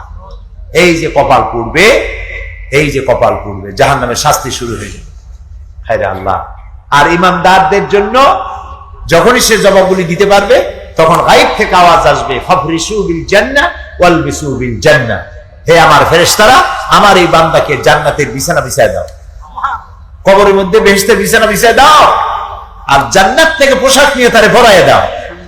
আর বলা হবে, তার কবরটারে বড় বানাও, ইল্লা ইলা মাদ্দা বাসারিহি, যদ্দূর তার চোখ যায় তদ্দূর কবরটারে বড় বানায় দাও। এরপরে তাকে বলা হবে, নো কানাউমুল আরুস, দুলামিয়া যেমন বাসর সজ্জায় ঘুমায়, তুমি ওই রকম আরাম করে ঘুমায় যাও, ইলা ইয়াউমিল কিয়ামা, কিয়ামত পর্যন্ত ঘুমায় থাকো। সুবহানাল্লাহ। আল্লাহ তাআলার কি ইন্তজাম, কি মেহমানদারি, উত্তম মেহমানদারি। এরপরে হঠাৎ করে ঘুমের থেকে জাগবে কবরওয়ালা, ওই ডাক শুনে, ইসরাফিলের সিঙ্গার ফুৎকারের আওয়াজ শুনে সে বলবে, ইয়া ওয়াইলানা মান বাসানা মিন মারকাদিনা, হায় আফসোস, কে আমার এই ঘুম ভাঙাই দিল। বলা হবে, হাদা মা ওয়াদার রহমান ওয়া সাদাকাল মুরসালুন, এটা হচ্ছে আল্লাহর ওয়াদা, ওয়াসাদাকাল মুরসালুন, আর মুরসালিনরা আল্লাহর নবীরা সত্য আদা করেছিলেন। আজকে কিয়ামত অনুষ্ঠিত হচ্ছে, সবাইকে কিয়ামতে আল্লাহর দরবারে উঠতে হবে। এই জন্য মা বোনেরা, এই পৃথিবী নয়, এখান থেকে আমাদের বিদায় গ্রহণ করতে হবে, টুডে অর টুমরো, আজ হোক আর কাল হোক। মা বোনেরা, অহংকার করে বড়াই করে কোনো লাভ নাই। রূপচর্চা নারীদের করায় কোনো নিষেধ নাই, কিন্তু মনে রাখবেন এই রূপ চিরকাল থাকবে না। একদিন আপনার দাদি, আপনার নানি, তাদেরও রূপ ছিল, যৌবন ছিল, যা দেখে আপনার দাদা আর আপনার নানা পাগল হয়ে গেছিল। এরকম রূপ তাদের একদিন ছিল, কিন্তু সেই রূপ আজকে আর নাই। আজকে তাদের দেখুন যৌবনে ভাটা লেগে গেছে। ঠিক এই একই অবস্থা আমাদের সকলের হবে। যৌবন চিরস্থায়ী নয়, যৌবন, রূপ, সৌন্দর্য, এই সবটা কলা পাতা বা কচু পাতায় পানি যেমন অস্থায়ী, এগুলো তেমন অস্থায়ী, এগুলোর কোনো মূল্য নাই। সুতরাং এতে দাম্ভিকতা, অহমিকতা, অহংকার পাওয়ার কোনো দরকার নাই। আল্লাহ যারে যা দিছে তাই নিয়ে আল্লাহ শুকরিয়া আদায় করেন, স্বামীকে সন্তুষ্ট করুন, অন্য কাউকে নয়। এই রূপ এবং চেহারা, যৌবন পরপুরুষকে দেখাবার জন্য নয়, শুধুমাত্র স্বামীর জন্য, অন্য কারোর জন্য, ভাইয়ের জন্য, পিতার জন্য নয়, শুধু স্বামীর জন্য। এভাবে করে এই দুনিয়ায় যদি দ্বীন ও ঈমান নিয়ে চলতে পারেন, এই পৃথিবীতে শান্তি আসবে, আবার আপনারা সুখ শান্তি লাভ করবেন, যেমন সুখ শান্তি লাভ করেছিল নবী করিম সাল্লাল্লাহু আলাইহি ওয়াসাল্লামের জামানায় মহিলারা। মা বোনেরা, সেই লক্ষ্যে আপনারা কাজ করুন। আপনারা রাবেয়া বসরির মতো হন, আপনারা মাওলানা মোহাম্মদ আলী শওকত আলীর মায়ের মতো হন, সেরকম হন। মাওলানা শওকত আলী আর মাওলানা মোহাম্মদ আলী যখন স্বাধীনতা, ব্রিটিশ থেকে স্বাধীনতার আন্দোলনের সময় তাদেরকে যখন আটকানো হলো জেলের মধ্যে, তখন মা দেখা করতে গেল জেলখানায়। মা দেখা করতে গিয়ে মাওলানা মোহাম্মদ আলী আর শওকত আলী, এর নাম মনে আছে তো? মনে থাকা উচিত। মা গিয়ে বলছে, বাবা মোহাম্মদ আলী আর শওকত আলী, আমি তোমরা জেলে আসছো, ব্রিটিশ গভর্নমেন্ট তোমাদেরকে গ্রেফতার করেছে, তোমাদের মহব্বতে আমি ভাত ছাড়িয়ে দিছি, পানি ছাড়িয়ে দিছি, না দেখলে পাগল হয়ে যাব, সেই জন্য দেখতে আসছি, এই কথা মনে করো না। আমি তোমাদের সাথে দেখা করতে আসছি জেলখানায় এই জন্য, ব্রিটিশের কোন অসম্মান জনক কোন চুক্তিতে স্বাক্ষর দিয়ে স্বাধীনতার আন্দোলন বন্ধ করে যদি জেল থেকে বের হও, তাহলে তোমাদের মতো কুলাঙ্গারের চেহারা আমি দেখতে চাই না। এর নাম মা, এর নাম। এইরকম মোহাম্মদ আলী আর শওকত আলী আপনাদের গর্বে আল্লাহ ধারণ করার তৌফিক দান করুন। মা বোনেরা, আপনারাই জাতির শ্রেষ্ঠ সন্তান। মায়েরা হচ্ছেন সম্মানের পাত্র। আমি বারবার বলেছি, আমরা পুরুষ, আমাদের পায়ের তলে জুতার স্যান্ডেল, আপনারা আমাদের মায়ের জাতি, আপনাদের পায়ের তলে আপনাদের সন্তানের জান্নাত আল্লাহ রেখে দিয়েছে। কত সম্মান আল্লাহ আপনাদের দিয়েছে, রাসূল কত সম্মান আপনাদেরকে দিয়েছে। রাসূল ইলাল জান্নাতি যুমারা, যারা আল্লাহকে ভয় করে জীবন চালায়েছে, আল্লাহকে ভয় করে যারা জীবন, সমাজ, ব্যক্তি, পরিবার, রাষ্ট্র পরিচালনা করেছে, আল্লাহ রাব্বুল আলামিন বলবেন, ও আমার ফেরেশতারা, আমার এই বান্দাগুলিকে জান্নাতের দিকে নিয়ে যা। ফেরেশতারা জান্নাতীদেরকে হাকায়া জান্নাতের দিকে নিয়ে যেতে থাকবে। আবার ওদিকে আছে ওয়াসিকাল্লাযীনা কাফারু ইলা জাহান্নামা যুমারা, জাহান্নামীদেরকে হাকায় নিয়ে যাওয়া হবে। কোন দিকে? কোন দিকে? জাহান্নামের দিকে। এখন ওয়াসিকা মানে হাকায় নিয়ে যাওয়া, বেহেশতীদেরকেও হাকায় নিয়ে যাবে, আর জান্নাতীদের কি কয়, দোজখী যারা, তাদেরকেও হাকায় নেওয়া হবে, আর বেহেশতীদেরকেও হাকায় নেওয়া হবে। এটা কেমন কথা?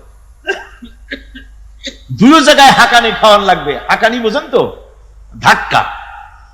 তো দুই জায়গায় ধাক্কা খাইতে হবে, তাহলে কিরকম বেহেশত যে ফেরেশতাদের ধাক্কা খাইতে খাইতে যাওয়া লাগবে, ব্যাপারটা কি? আমার ভাইরা, ব্যাপারটা হচ্ছে এই, আমি দৃষ্টান্ত দিতে গিয়া বলি, অনেকদিন বন্ধুর সঙ্গে দেখা হয় নাই, বহু বছর পর হঠাৎ করে এক বন্ধু আর এক বন্ধুর বাড়িতে এসেছে, যে বলছে, ভাই যদিও বহু বছর পর এসেছি, কিন্তু আমার হাতে সময় নাই, আজ আমি বেশ সময় তোমার বাড়িতে থাকবো না। ওই বাড়িওয়ালা বন্ধু বলে, বন্ধু যতই ব্যস্ততা তুমি দেখাও না কেন, আজকে যখন তোমার একবার পাইছি, আমি তোমাকে ছাড়বো না। এই হলো একটা, ছাড়বো না। আর ঢাকা হাইকোর্টের সামনে থেকে মকিম গাজী পালায় গেছে, ডাকাত। পুলিশ খুঁজতে খুঁজতে হয়রান হইয়া এই ডাকাতটারে যদি পাওয়া যায়, আর ওই ডাকাত যদি বলে, স্যার আপনি আমার ধর্মের ভাই, আপনি আমার বাপ, আপনি মেহেরবানি করে আমাকে ছেড়ে দেন। পুলিশ বলবে, বেটা গোটা পুলিশ বাহিনী তোর জন্য হয়রান, তোরে যখন একবার পাইছি তোরে আর ছাড়বো না। তাহলে বন্ধুর ছাড়বো না আর পুলিশের ছাড়বো না এক জিনিস? এক জিনিস। জাহান্নামীদেরকে ধাক্কা মারতে মারতে জাহান্নামের দিকে নিয়ে যাবে, জাহান্নামের দিকে যেতে চাইবে না, তাই ধাক্কা মারা লাগবে। আর বেহেশতীদের ধাক্কা মারা লাগবে কেন? বেহেশতীরা যখন জান্নাতের দিকে যেতে থাকবে, ওদের জন্য লাল কার্পেট সম্বর্ধনা দেওয়া হবে। দুনিয়ার পচা লাল কার্পেট না, এত সুন্দর করে সাজানো থাকবে। এক একটা মঞ্জিলে যখন যাবে, জান্নাতীদের জন্য সাজানো মঞ্জিল দেখে তারা মনে করবে এইটাই বুঝি বেহেশত। ঘটি বাটি লোটা যা আছে তাই নিয়ে ওইখানে বসে পড়বে। ফেরেশতারা কবে যে আল্লাহর বান্দা তুমি এখানে বসছো কেন? এটা তো বেহেশত না। কয় এক থেকেও ভালো আছে নাকি? কয় আছে না, ওঠো আরে মিয়া উঠো। এইভাবে করে ধাক্কা মারবে, ওঠো সামনে যাও। আবার যখন সামনে যাবে, সেখানে এর থেকে আরো সুন্দর পরিবেশ দেখে ওইখানে আবার বসে পড়বে, মনে করবে এটা বুঝি বেহেশত। বলা হয় ফেরেশতারা বলবে আল্লাহর বান্দা এটা জান্নাত না, এর থেকেও ভালো জায়গা, সুন্দর জায়গা আছে। এইভাবে ধাক্কা মারতে মারতে তাদেরকে জান্নাতের কাছে নিয়ে যাওয়া হবে। হাত্তা ইযা জাউহা ওয়া ফুতিহাত আবওয়াবুহা ওয়া ক্বালা লাহুম খাযানাতুহা সালামুন আলাইকুম তিবতুম ফাদখুলুহা খালিদিন। এভাবে ধাক্কাতে ধাক্কাতে যখন তাদেরকে জান্নাতের দরজার কাছে নিয়ে যাওয়া হবে, আগে থেকেই তাদের জন্য দরজা খোলা থাকবে। সুবহানাল্লাহ। আগে থেকেই জান্নাত খুলে রাখা হবে। তাদেরকে বলা হবে, ওই জান্নাতের পরিচালক তিনি বলবেন আসুন, ওয়েলকাম করবেন তাদেরকে, সালামুন আলাইকুম, আপনাদের প্রতি আল্লাহর শান্তি বর্ষিত হোক। বড় ভালোভাবে জীবন যাপন করেছিলেন দুনিয়ায়, আল্লাহর হুকুম মেনে চলেছিলেন, আল্লাহর হুকুম পালন করেছিলেন। দুনিয়ার বুকে বড় অশান্তি, মানুষের নির্যাতন, মানুষের বদনামি, জেল জরিমানা, রাত জেগে তাহাজ্জুদের নামাজ পড়া, জিহাদের ময়দানে কষ্ট করে রক্ত দেওয়া, শহীদ হওয়া, কত কষ্ট করে আল্লাহর দ্বীন জমিনে কায়েমের চেষ্টা করেছেন, নিজের জীবনকে ভালো রেখেছেন, পবিত্র রেখেছেন। আজকে আপনার জন্য এই জান্নাত, ফাদখুলুহা খালিদিন, জান্নাতে প্রবেশ করুন এবং চিরকাল এই জান্নাতের ভিতরে থাকুন। আল্লাহ রাব্বুল আলামিন ওই জান্নাতের সবকিছু দান করে দেবেন তাদেরকে। বেহেশতের মধ্যে তারা পৌঁছে যাবে। আর এই বেহেশতে পৌঁছে যাওয়ার আগে আরেকটি ঘটনা ঘটবে। সেটা হচ্ছে আল্লাহর নবী তিনি কাঁদতে থাকবেন। আল্লাহ রাব্বুল আলামিন বলবেন, নবী আপনি কাঁদেন কেন? আজকে তো আপনার কাঁদার দিন না, আজকে তো কাঁদার দিন না, কেন কাঁদেন? মাকামে মাহমুদ দিয়েছি, আপনাকে কাউসার দান করেছি, কেন কাঁদেন? নবীজি বলবেন, রব্বুল আলামিন আমি দেখতে পাচ্ছি মাঝে মাঝে ফেরেশতারা আমার উম্মতগুলিকে জাহান্নামের দিকে নিয়ে যাচ্ছে। আল্লাহ রাব্বুল আলামিন বলবেন, ও আমার নবী, ও আমার হাবিব, জান্নাতি উম্মতগুলি আপনি বাছাই করে নেন। হযরত আয়েশা রাদিয়াল্লাহু তাআলা আনহা বলেছেন, একথা শোনার পরে আমি প্রশ্ন করলাম, ইয়া রাসূলুল্লাহ, ওই পরকালে কিয়ামতের ময়দানে অসংখ্য নবীদের মাঝে, অসংখ্য উম্মতের মধ্য থেকে আপনার জান্নাতি উম্মত আপনি কি করে বেছে নেবেন? হুজুর বলেন, আয়েশা, যদি কোন ঘোড়ার কপাল যদি থাকে সাদা, আর সাদা কপালওয়ালা ঘোড়াটা যদি অনেকগুলি ঘোড়ার মধ্যে হারিয়ে যায়, তাহলে সাদা কপালওয়ালা ঘোড়াটারে কি তার মালিক খুঁজে পাবে নাকি? হযরত আয়েশা বলেন, হুজুর অনায়াসে পাবে। হুজুর বলেন, কিয়ামতের দিন অসংখ্য মানুষের ভিতরে আমার জান্নাতি উম্মত আমি এইভাবে বেছে নেব, যারা দুনিয়ার ভেতরে নামাজ পড়েছে, ঈমান এনেছে, ঈমানদার ছিল, দ্বীনের কাজ করেছে, আল্লাহর সাথে নাফরমানি করে নাই, নামাজ পড়েছে সঠিকভাবে, আল্লাহর সঙ্গে নাফরমানি করে নাই, সঠিকভাবে দ্বীন পালন করেছে, তাদের চেহারার ভিতরে ঈমানের নূর চমকাতে থাকবে। ওই ঈমানের নূরের চমক দেখে দেখে আমার উম্মতগুলি আমি বাছাই করব। সেদিন ওই কিয়ামতের ময়দানে যারা নামাজ পড়ে না, রোজা রাখে নাই, বরং দ্বীনের সঙ্গে বিরোধিতা করেছে, আল্লাহর সঙ্গে নাফরমানি করেছে, ইসলামকে অস্বীকার করেছে, আল্লাহর দ্বীন যারা জমিনে কায়েম করতে চায় তাদের সঙ্গে বেয়াদবি করেছে, ওরা বলবে, হে রাসূল আমিও তো আপনার উম্মত, আমারও সুপারিশ করুন। আল্লাহ নবী বলবেন, ভেগে যাও, দূর হয়ে যাও, তুমি যদি আমার উম্মত হবে তুমি যদি আমার উম্মত হবে তাহলে এসব উম্মতের মতো ইমানের নূরের চমক তোমার ভিতরে আমি দেখতে পেতাম। ওই হাসরের ময়দানে আল্লাহ নবী যদি বলেন তুমি আমার উম্মত নও, ভেগে যাও, এর থেকে অসহায়, এর থেকে এতিম অবস্থার মানুষের জন্য কিছু হতে পারে না। আল্লাহ এই দুরবস্থা থেকে আমাদেরকে যেন হেফাজত করেন। আল্লাহ রাব্বুল আলামিন যেন আমাদেরকে নবীর সুপারিশ কিয়ামতের দিন আমাদের জন্য নসিব করে দেন। জোরে বলেন আমিন। আল্লাহ পাক জিজ্ঞেস করবেন, ও আমার বান্দারা, ও আমার জান্নাতি বান্দারা, আমি তোমাদেরকে যে সব ওয়াদা করেছিলাম সেই ওয়াদা মতো সব পাইছো কিনা? আমি ওয়াদা করেছিলাম আমার জন্য রাত জেগে যদি তাহাজ্জুদের নামাজ পড়ো, নামাজ রোজা হজ যাকাত যদি করো, আমার দিন কায়েমের জন্য যদি আন্দোলন করো, রক্ত যাও, আমার জন্য যদি কষ্ট করো, শহীদ হও, তাহলে আমি তোমাদেরকে জান্নাত দেব। যত ওয়াদা করছিলাম তা পেয়েছো কিনা? জান্নাতীরা বলবে ক্বালু নাআম, সব পেয়েছি, সব নিয়ামত পেয়েছি।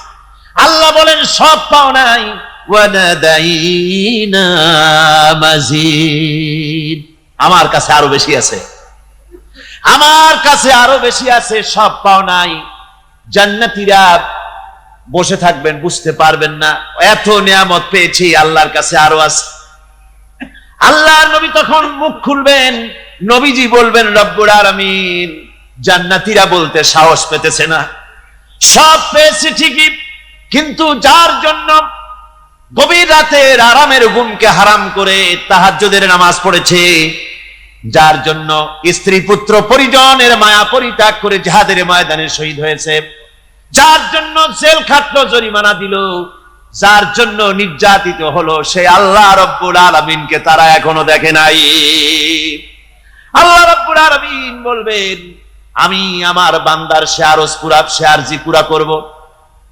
আল্লাহ রাব্বুল আলামিন তার সামনে থেকে সমস্ত নূরের পর্দাগুলি সরে যাবে। রব্বুল আলামিন তার বান্দার দিকে, বান্দার সামনে জালুয়া আফরোজ হবেন। আল্লাহ পাক কোরআনে কারীমের ভিতরে বলছেন, ওয়াজুহু ইয়াওমাইযিন নাযিরা ইলা রাব্বিহা নাযিরা। বান্দা পরকালের কথা, মৃত্যুর কথা, কিয়ামতের কথা, হাসরের কথা, সিরাতের কথা, মিজানের কথা, মওতের কথা যত বলেছেন, জান্নাতের কথা যত জায়গায় যতগুলা বলেছেন, সবগুলি আয়াতে কারিমা যদি এক জায়গায় করা যায় তাহলে পুরা কোরআন শরীফের 1/3 10 পারার সমান হবে। জোরে বলেন সুবহানাল্লাহ। যেহেতু পরকালের চিন্তা ছাড়া মানুষের জীবন পরিচ্ছন্ন হতে পারে না, সুন্দর হতে পারে না, অপরাধ মুক্ত হতে পারে না। আল্লাহ পাক বলেন সেই দিনটি বড়ই ভয়ানক, বিপজ্জনক। ওই দিনটির ব্যাপারে আল্লাহ পাক তার বান্দাদেরকে সতর্ক করে দিয়েছেন, বান্দারা সতর্ক হয়ে যাও, এইভাবে দিন যাবে না, কিয়ামত আসবে, আর ওই কিয়ামত এত মারাত্মক হবে। আল্লাহ সতর্ক করছেন বান্দাদেরকে, ইয়া আইয়ুহান নাসুত্তাকু রাব্বাকুম ইন্না জালজালাতাস সাআতি শাইউন আযীম। হে মানব সকল, আত্মরক্ষা করো খোদার গজব থেকে, আল্লাহর গজব থেকে আত্মরক্ষা করো। ইন্না জালজালাতাস সাআতি শাইউন আযীম, সেই কিয়ামতের সেই কম্পন খুবই মারাত্মক, খুবই ভয়াবহ কম্পন সৃষ্টি হবে সেদিন। আল্লাহ রাব্বুল আলামিন ওদের কথার জবাবে নবীজিকে বলেন, আপনি জবাব দিয়ে দেন, আওয়ালা ইয়াযকুরুল ইনসানু আন্না খালাকনাহু মিন ক্বাবলু ওয়া লাম ইয়াকু শাইআ। মানুষের কি সেই কথা মনে পড়ে না যখন তাকে সৃষ্টি করার আগে সে কিছুই ছিল না? তোমার সৃষ্টির আগে যখন তুমি কিছুই ছিলে না, সেখান থেকে তোমাকে যিনি সৃষ্টি করেছেন, তোমার মৃত্যুর পরে তিনি আবার তোমাকে জিন্দা করতে পারবে। তোমার কি মনে নাই? হাল আতা আলাল ইনসানি হিনুম মিনাদ দাহরি লাম ইয়াকুন শাইআম মাযকুরা। মানুষের জীবনে কি এমন সময় এসেছিল না যখন সে কোনো বিষয়বস্তু হিসেবে পরিগণিত ছিল না, কোন অস্তিত্ব ছিল না? আমি বিনা অস্তিত্বে তোমাদেরকে সৃষ্টি করেছি।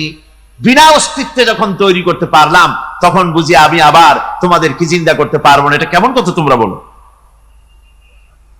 ওরা বলে ওয়াকালু আইযা কুন্না ইযামান ওয়া রুফাতান আইন্না লামাবউসুনা খালকান জাদীদা। আমরা যখন মরে যাব, আমাদের হাড্ডি গুড্ডি যখন মাটির সাথে একেবারে মিশে যাবে, তখন কি আমরা নতুন ভাবে আবার আমরা পুনরুত্থিত হব? আমাদের কি আবার চিন্তা করা হবে? আল্লাহ রাব্বুল আলামিন বলেন কুল কুনু হিজারাতান আও হাদিদা।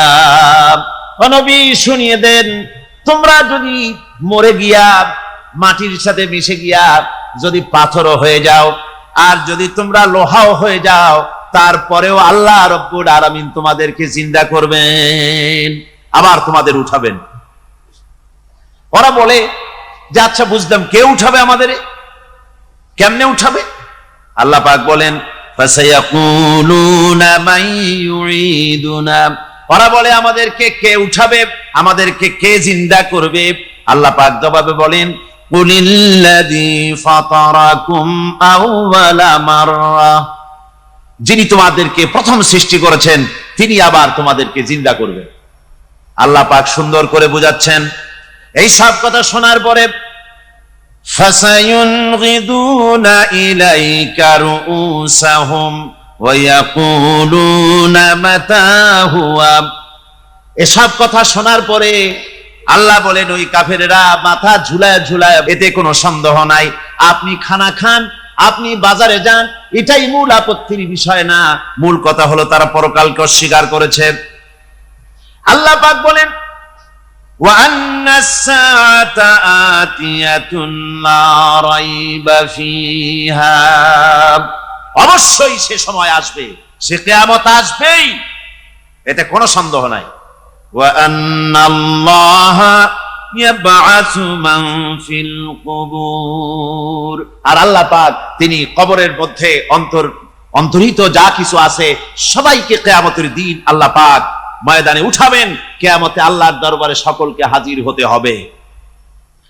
আমার বন্ধুগণ, আল্লাহ পাক বলেন ওয়া লাকাদ খালাকনাল ইনসানা মিন সুলালাতিন মিন তিন। লক্ষ্য করো, তুমি ছিলে মাটির নির্যাস থেকে তোমাকে তৈরি করা হয়েছে। শুধু মাটির নির্যাস থেকে তোমাকে কোনো মডেল ছাড়া, কোনো ধরনের আদর্শ ছাড়া, কোনো ধরনের নমুনা ছাড়া তোমাকে সৃষ্টি করা হলো। সুম্মা জাআলনাহু নুতফাতান ফি কারারিম মাকিন। এরপরে মাতৃগর্ভের একটা অত্যন্ত সুরক্ষিত জায়গায় তোমাকে সংরক্ষণ করা হয়েছিল। সুম্মা খালাকনান নুতফাতা আলাকাতান ফাখালাকনাল আলাকাতা মুদগা। রক্তপিণ্ডকে, নাপাক পানিকে জমাট রক্ত করেছি, জমাট রক্তকে আমি আবার গোশত পিণ্ডে পরিণত করেছি। ফাকাসাউনাল ইযামা লাহমা। জান্নাতের মধ্যে আল্লাহ পাক হুরদের সঙ্গে জান্নাতীদের বিয়ের ব্যবস্থা করে দিবেন। কোরআনে কারিমে আল্লাহ পাক বলেন মুত্তাকিইনা আলা সুরুজিন মাসফুফাতিন ওয়া যাওয়াজনাহুম বিহুরিন ঈন। সামনাসামনি ভাবে সাজানো সারি সারি আসন সমূহের উপর তারা ঠেস লাগায় বসে থাকবে। আর আল্লাহ রাব্বুল আলামিন হুরদের সাথে জান্নাতীদের বিয়ের ব্যবস্থা। জান্নাতের মধ্যে আল্লাহ পাক হুরদের সঙ্গে জান্নাতীদের বিয়ের ব্যবস্থা করে দিবেন। কোরআনে কারিমে আল্লাহ পাক বলেন মুত্তাকিইনা আলা সুরুজিন মাসফুফাতিন ওয়া যাওয়াজনাহুম বিহুরিন ঈন। সামনাসামনি ভাবে সাজানো সারি সারি আসন সমূহের উপর তারা ঠেস লাগায় বসে থাকবে। আর আল্লাহ রাব্বুল আলামিন হুরদের সাথে জান্নাতীদের বিয়ের ব্যবস্থা করে দিবেন। যেসব হুরের সঙ্গে বিয়ে হবে তাদের আল্লাহ পাক বিবরণ দিচ্ছেন কি রকম হবে তারা। লাম ইয়াতমিসহুন্না ইনসুন ওয়ালা জান। এর পূর্বে জিন এবং ইনসান এদেরকে কেউ স্পর্শ করে নাই। কিরকম তারা? كأنهن الياقوت والمرجان, যেমন ঝিনুকের ভিতরে মণিমুক্তা থাকে, এইভাবে আল্লাহ পাক তাদেরকে পবিত্র করে রেখে দিয়েছেন। আমার প্রিয় ভাইরা, আল্লাহ রাব্বুল আলামিন কোরআনে কারীমের ভিতরে বলেছেন, ফাবিআইয়ি আলা'i রাব্বিকুমা তুকাযযিবান। জান্নাত দান করে আল্লাহ পাক এবার জান্নাতীদেরকে সম্বোধন করে বলবেন, ইয়া ইবাদি লা খাউফুন আলাইকুমুল ইয়াওমা ওয়া লা আনতুম তাহজানুন। হে আমার বান্দারা, লা খাউফুন আলাইকুমুল ইয়াওম, আজ আর কোনো ভয় নাই। সুবহানাল্লাহ, সুবহানাল্লাহ।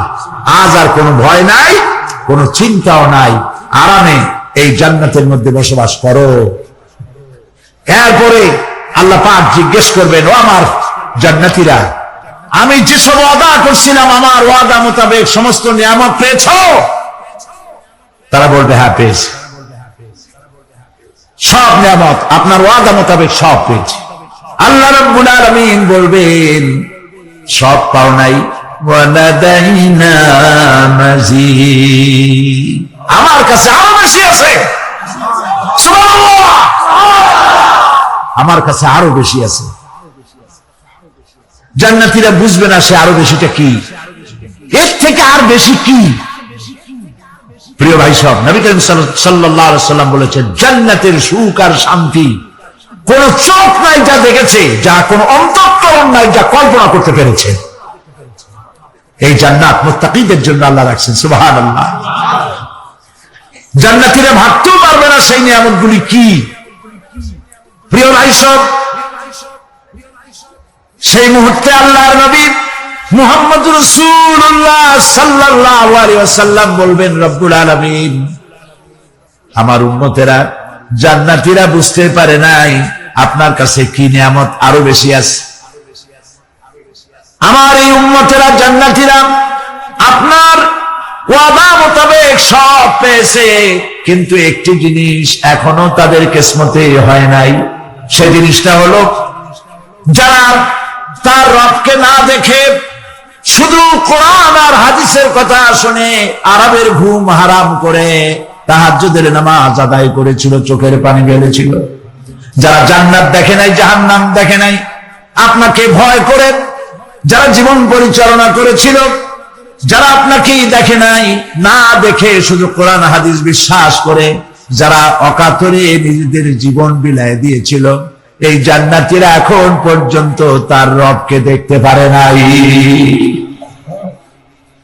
আল্লাহ রাব্বুল আলামিন তার সামনে থেকে ৭০,০০০ পর্দা সরে যাবে।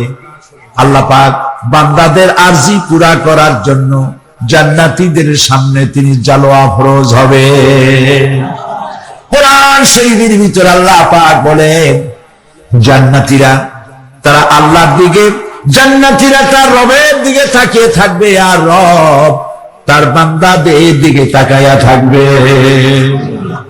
প্রাণ ভরে জান্নাতীরা রবকে দেখবে, সুবহানাল্লাহ, আল্লাহ পাককে দেখবে।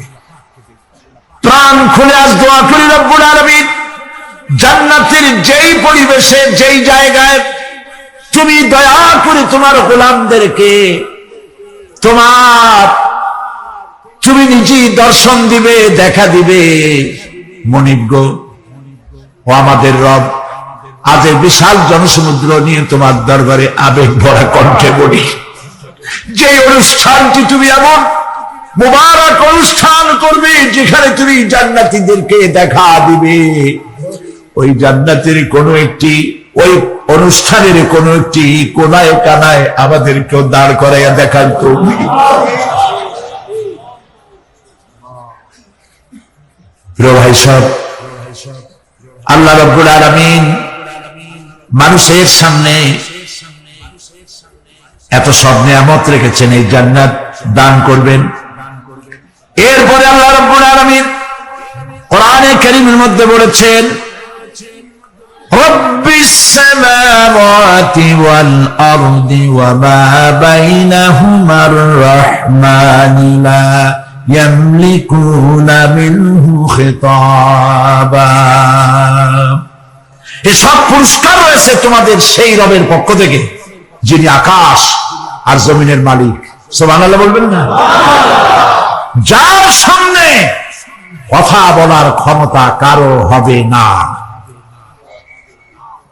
এটি একটি মারাত্মক কথা। কিয়ামতের দিন আল্লাহর দরবারে কেউ কথা বলতে পারবে না আল্লাহর নির্দেশ ছাড়া। একটি আকীদা পরিষ্কার করে নিয়ে যান আপনাদের। সে আকীদাটা এভাবে পরিষ্কার করুন, কোন পীর সাহেব, কোন খাজা বাবা, কোন মাওলানা, কোন মুহাদ্দিস, কোন বুজুর্গ আপনাকে সুপারিশ করতে পারবে না যদি না আল্লাহ পাক তাকে কথা বলার তৌফিক না দেয়। মনে থাকবে এটা। আয়াতুল কুরসির ভিতরে আমরা পড়ি, মান যাল্লাযী ইয়াশফাউ ইনদাহু ইল্লা বিইজনিহি। আল্লাহ পাক বলেছেন কিয়ামতের দিন আল্লাহর দরবারে কার সাহস আছে কথা বলতে পারে? মান যাল্লাযী ইয়াশফাউ ইনদাহু ইল্লা বিইজনিহি। আল্লাহর ওয়াদা ছাড়া, হুকুম ছাড়া আল্লাহর সামনে কথা বলা সেদিন কেউ থাকবে না। সুবহানাল্লাহ। কেউ কথা বলতে পারবে না।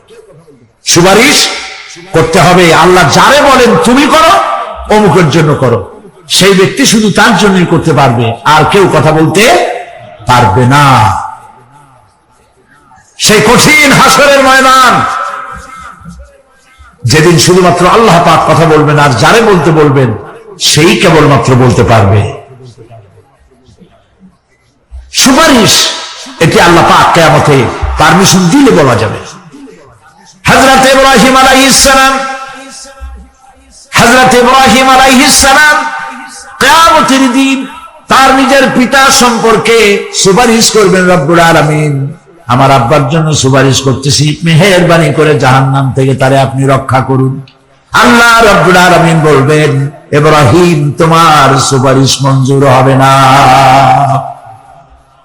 প্রিয় ভাই সব, একটু মাথা খাটান, চিন্তা করেন। জাতির পিতা কে? জাতির পিতা চিল্লায় বলুন, কলিজা সাফ করে ফেলুন। মুসলমানদের জাতির পিতা হাবিজাবি কেউ হতে পারে না।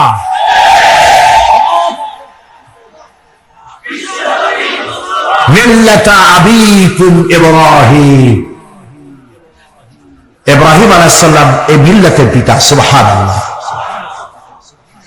হযরত ইব্রাহিম আলাইহিস সালাম কিয়ামতের দিন বলবেন, আল্লাহ আমার আব্বার জন্য সুপারিশ করছি। আল্লাহ পাক বলবেন মঞ্জুর হবে না।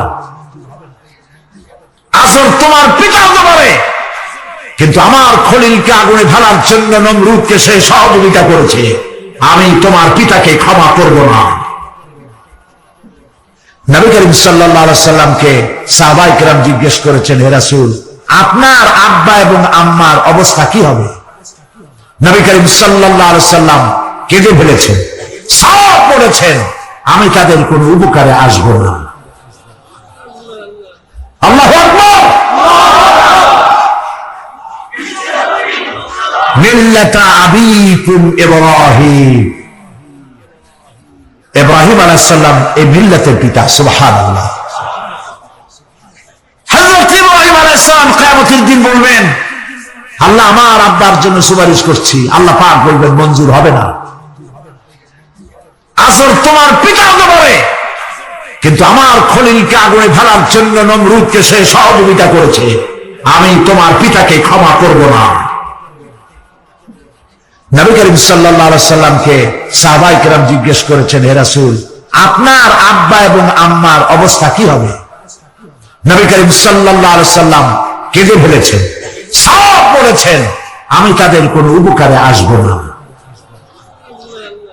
আল্লাহু আকবার। আপনি মনে করছেন নাকি যে ইয়া নবী সালাম আলাইকা বলি অমনি নবী সুপারিশ পাবেন? এত সহজ।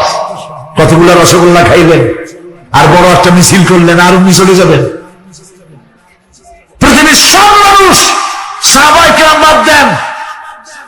পৃথিবীর সমস্ত মানুষ একত্রিত হয়ে আবু তালেব রাসূলুল্লাহকে যে ভালোবেসেছেন, ওর 1000 ভাগের 1 ভাগও সারা দুনিয়ার মানুষ রাসূলুল্লাহকেই ভালোবাসতে পারবে? নিজের ছেলে আলীকে, আলী রাদিয়াল্লাহু তাআলা আনহুকে আলাদা বিছানায় শোয়াইয়া, ছোট্ট মানুষ হযরত আলী আলাদা জায়গায় রাখিয়া মুহাম্মদ রাসূলুল্লাহ সাল্লাল্লাহু আলাইহি সাল্লাম এতিম মানুষ তারে কলিজার সাথে বুকের মধ্যে আশ্রয় করে দিয়ে আগলে রেখেছেন বুক ভরে।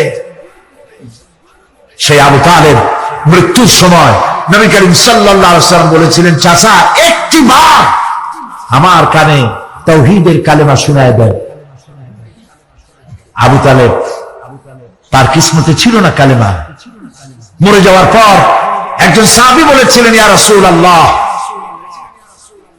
মৃত্যুর সময় আবু তালেবের মুখ আমি নড়তে দেখেছি, তিনি কালেমা পড়েছেন সম্ভবত। রাসূলুল্লাহ সাফ বলেছেন, আমি শুনি নাই। এত ভালোবাসার পরও হাদিস শরীফে এসেছে আবু তালেব জাহান্নামে যাবে। কোথায় যাবে? জাহান্নামে। সবচাইতে কম আযাব হবে কার? আবু তালেবের। কম আযাবটা কি? হাদিস শরীফে এসেছে কম আযাব হলো জাহান্নামের আগুন দিয়ে 1 জোড়া জুতা তৈরি করে আবু তালেবের পায়ে পরিয়ে দেওয়া হবে। সেই জাহান্নামের আগুনের তৈরি করা জুতার তাপে আবু তালেবের মাথার ঘিলুগুলো টকবক করে বউ পড়তে লাগবে। এত ভালোবেসে যদি কিয়ামতে উপায় না হয়, আপনি ইয়া নবী সালাম আলাইকা, ইয়া রাসূল সালাম আলাইকা আর কতগুলো জিলাপি খাইলেন, বড় একটা মিছিল করলেন। প্রিয় ভাই সব, এইসব বিদআত ছাড়ুন, এগুলি সুস্পষ্ট বিদআত। রাসূলুল্লাহকে ভালোবাসবেন, সাহাবীরা যেভাবে ভালোবেসেছেন ওইভাবে ভালোবাসবেন। সুন্নাতের অনুসরণ কিভাবে করবেন? সুন্নাতের অনুসরণ করবেন কিভাবে? নবী করিম সাল্লাল্লাহু আলাইহি ওয়াসাল্লামকে ভালোবাসবেন কিভাবে? হযরত আব্দুল্লাহ ইবনে মাসউদ রাদিয়াল্লাহু তাআলা আনহু তিনি সাফ বলেছেন, মান কানা মুস্তান্নান ফালিয়াস্তান্না বিমান কাদ মাত। কেউ যদি সুন্নতের পূর্ণাঙ্গ অনুসরণ করতে চায়, সেজন্য যারা মরে গেছে তাদের অনুসরণ করে। ফাইনাল হাইয়া লা তু'মানু আলাইহিল ফিতনা। কারণ যে ব্যক্তি মারা গেছে, যে ব্যক্তি বেঁচে আছে, ফাইনাল হাইয়া, যে ব্যক্তি বেঁচে আছে সে যে ভবিষ্যতে ফিতনায় পড়বে না তা নিশ্চিত করে বলার কোনো উপায় নাই। এই জন্য সুন্নতের অনুসরণ করার জন্য মাপকাঠি কোনো পীর নয়, আলেম নয়, মুহাদ্দিস নয়, মুফাসসির নয়। যে ব্যক্তি মারা গেছে তিনি হলেন সুন্নতের অনুসরণ তারই করতে হবে। তিনি কে? তারা কারা? উলাইকা আসহাবু মুহাম্মদ সাল্লাল্লাহু আলাইহি ওয়াসাল্লাম। তারা হলেন নবী করিম সাল্লাল্লাহু আলাইহি ওয়াসাল্লামের সাহাবায়ে কিরাম রিদওয়ানুল্লাহি তাআলা আলাইহিম আজমাইন। কানু আফদালু হাযিহিল উম্মাহ। তারা হচ্ছে এই উম্মতের শ্রেষ্ঠ সন্তান। আমার দেশে আসে না, যারা যে সরকার যখন আসে তারা এসে একদলে বলে এরাই হলো দেশের জাতির শ্রেষ্ঠ সন্তান। না, শ্রেষ্ঠ সন্তান তোমরা সার্টিফিকেট দিলে হবে না। এই বিশ্বের শ্রেষ্ঠ সন্তান আল্লাহর নবীরা, আর তারপরে সাহাবায়ে কেরাম রিদওয়ানুল্লাহি তাআলা আলাইহিম আজমাইন। আবাররাহা কুলুবান, তাদের কলবকে আল্লাহ পাক পবিত্র করেছেন। ওয়া আমাকাহা ইলমান, আর তাদেরকে গভীর ইলম দান করেছেন। ওয়া আকাল্লাহা তাকাল্লুফান, আর সমস্ত রকমের বক্রতা থেকে তাদের কলিজাকে আল্লাহ পাক মুক্ত করে দিয়েছেন। ইখতারাহুমুল্লাহু লিসহবাতি নবিয়্যিহি ওয়া লিইকামাতি দীনিহি। আল্লাহ পাক এই সব লোকদের, কাদের? সাহাবীদের, এই সব লোকদেরকে আল্লাহ বাছাই করেছিলেন মুহাম্মদ রাসূলুল্লাহ সাল্লাল্লাহু আলাইহি সাল্লামের সাহাবী হওয়ার জন্য। বাছাই করছে কে? আল্লাহ পাক নিজে বাছাই করেছেন রাসূলের সাহাবী হওয়ার জন্য। কি জন্য? লিইকামাতি দীনিহি, আল্লাহ পাকের দ্বীন প্রতিষ্ঠার জন্য। সেই জন্য প্রিয় ভাই সব, কিয়ামতের দিন সুপারিশ কেউ কিন্তু করতে পারবে না। সুপারিশ করতে পারবেন কেবলমাত্র কে? বলেন সবাই। আল্লাহ সুবহানাহু ওয়া তাআলা যাকে পারমিশন দিবেন তিনি কেবল করতে পারবেন। আর কেউ সুপারিশ করতে পারবে না। সেই জন্য মনের থেকে কলিজা থেকে সমস্ত কথা উঠায় ফেলে ইমান পোক্তা করুন। সেদিন কথা বলবার মতো ক্ষমতা আল্লাহর সামনে কারো হবে না। যিনি তাকে পারমিশন দিবেন তিনি কেবল বলতে পারবেন। কিয়ামতের হায়বাত এবং জালাল, ফেরেশতাদের আনাগোনা, জাহান্নামের গর্জন, মানুষের কলিজা গলার কাছে চলে আসবে। গর্ভবতী নারীর গর্ভ খসে পড়বে। দুগ্ধপোষ্য নারী, যে দুধ দেয় তার বাচ্চাকে দুধ দেওয়ার কথা ভুলে যাবে, নিজের সন্তান ভুলে যাবে। সেই কঠিন হাসরের ময়দানে সেখানে কেবলমাত্র আল্লাহ পাক যাদেরকে রক্ষা করবেন তারাই সেখানে বাঁচতে পারবে, অন্যরা সেখানে তাদের কোনো উপায় থাকবে না। আল্লাহ পাক বলছেন এরকম একটি জায়গা সম্পর্কে আমি তোমাদেরকে জানিয়ে দিলাম। আল্লাহ রাব্বুল আলামিন বলেন যালিকাল ইয়াউমুল হক ফামান শাআ ইত্তাখাযা ইলা রাব্বিহি মাআবা। এই দিনটি অবশ্যই আসবে, সেদিনটি নিশ্চিতভাবে আসবে। আর এখন যার ইচ্ছা সে তার রবের দিকে অগ্রসর হোক। ইন্না আনজারনাকুম আযাবান করিবান ইয়াওমা ইয়ানজুরুল মার'উ মা কদ্দামাত ইয়াদাহু ওয়া ইয়াকুলুল কাফিরু ইয়া লাইতানি কুনতু তুরাবা। ইন্না আনজারনাকুম আযাবান করিবা, খুব নিকটবর্তী একটি আযাব সম্পর্কে আমি তোমাদেরকে সতর্ক করে দিলাম। কে বলতেছেন? আল্লাহ পাক। লক্ষ্য করুন আল্লাহ কি বলছেন, খুব নিকটবর্তী একটি কঠিন শাস্তি, আযাব অর্থাৎ কিয়ামত, এ সম্পর্কে আমি তোমাদেরকে সতর্ক করে দিলাম। ইয়াউমা ইয়ানজুরুল মার'উ মা কদ্দামাত ইয়াদাহু, সেদিন প্রত্যেকটি লোক যা সে পাঠিয়ে দিয়েছিল এখানে, অর্থাৎ যা করেছিল সেগুলি সে দেখতে পাবে। আর তখন ওয়ায়াকুলুল কাফিরু ইয়া লাইতানি কুনতু তুরাবা।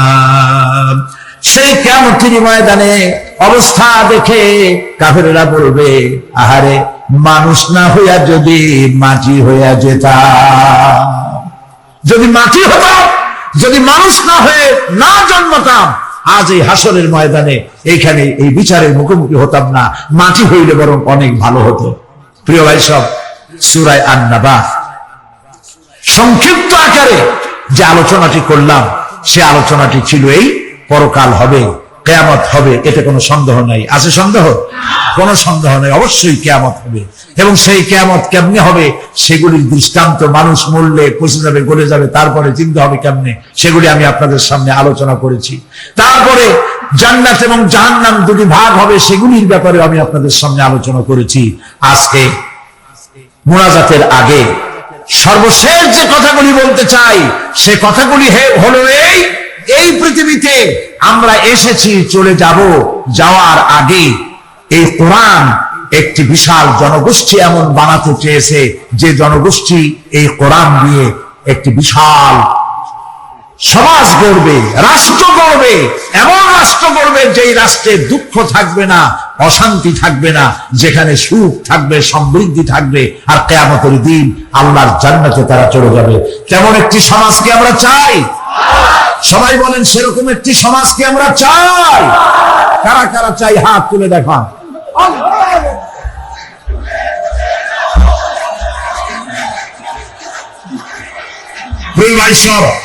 আমি হাত তুলতে বলেছি, দাঁড়াইতে বলি নাই। মেহরবানি করে বসেন। আজকে আখেরি মোনাজাতের দিন, আলহামদুলিল্লাহ বলে। কয়েক লক্ষ মানুষ মোনাজাতের জন্য অপেক্ষা করছে, আলহামদুলিল্লাহ বলে।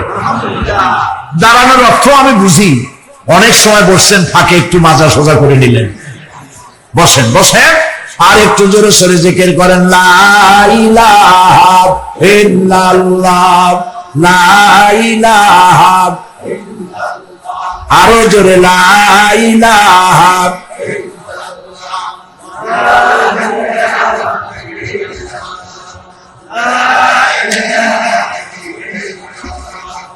লা ইলাহা ইল্লাল্লাহ মুহাম্মাদুর রাসূলুল্লাহ। বসা মানুষেরা দাঁড়ানো ভাইদেরকে বসতে সাহায্য করুন। কেমনে করবেন বুঝে নেন। প্রিয় ভাই সব, কিয়ামতের দিন আমরা যেতে চাই জান্নাতে। কোথায় যেতে চাই বলেন? জোরে বলেন। এই জান্নাতে যাওয়ার জন্য দুইটা কাজ করতে হবে। কয়টা কাজ? আল্লাহ রাব্বুল আলামিন বলেন, ফামান কানা ইয়ারজু লিকাআ রাব্বিহি ফালইয়ামাল আমালান সালিহান ওয়া লা ইউশরিক বিইবাদাতি রাব্বিহি আহাদা। আল্লাহ পাক বলেন, যে বাজারা আমার সঙ্গে দেখা করতে চায় কিয়ামতে, দুইটা কাজ করা লাগবে। বলেন কয়টা কাজ? একটা হলো নেক আমল। কি আমল বলেন? নেক আমল। নেক আমল কারে বলে? নেক আমল করতে হলে আবার দুইটা শর্ত লাগে। এক নম্বরে কাজটা করতে হবে আল্লাহরে খুশি করার জন্যে।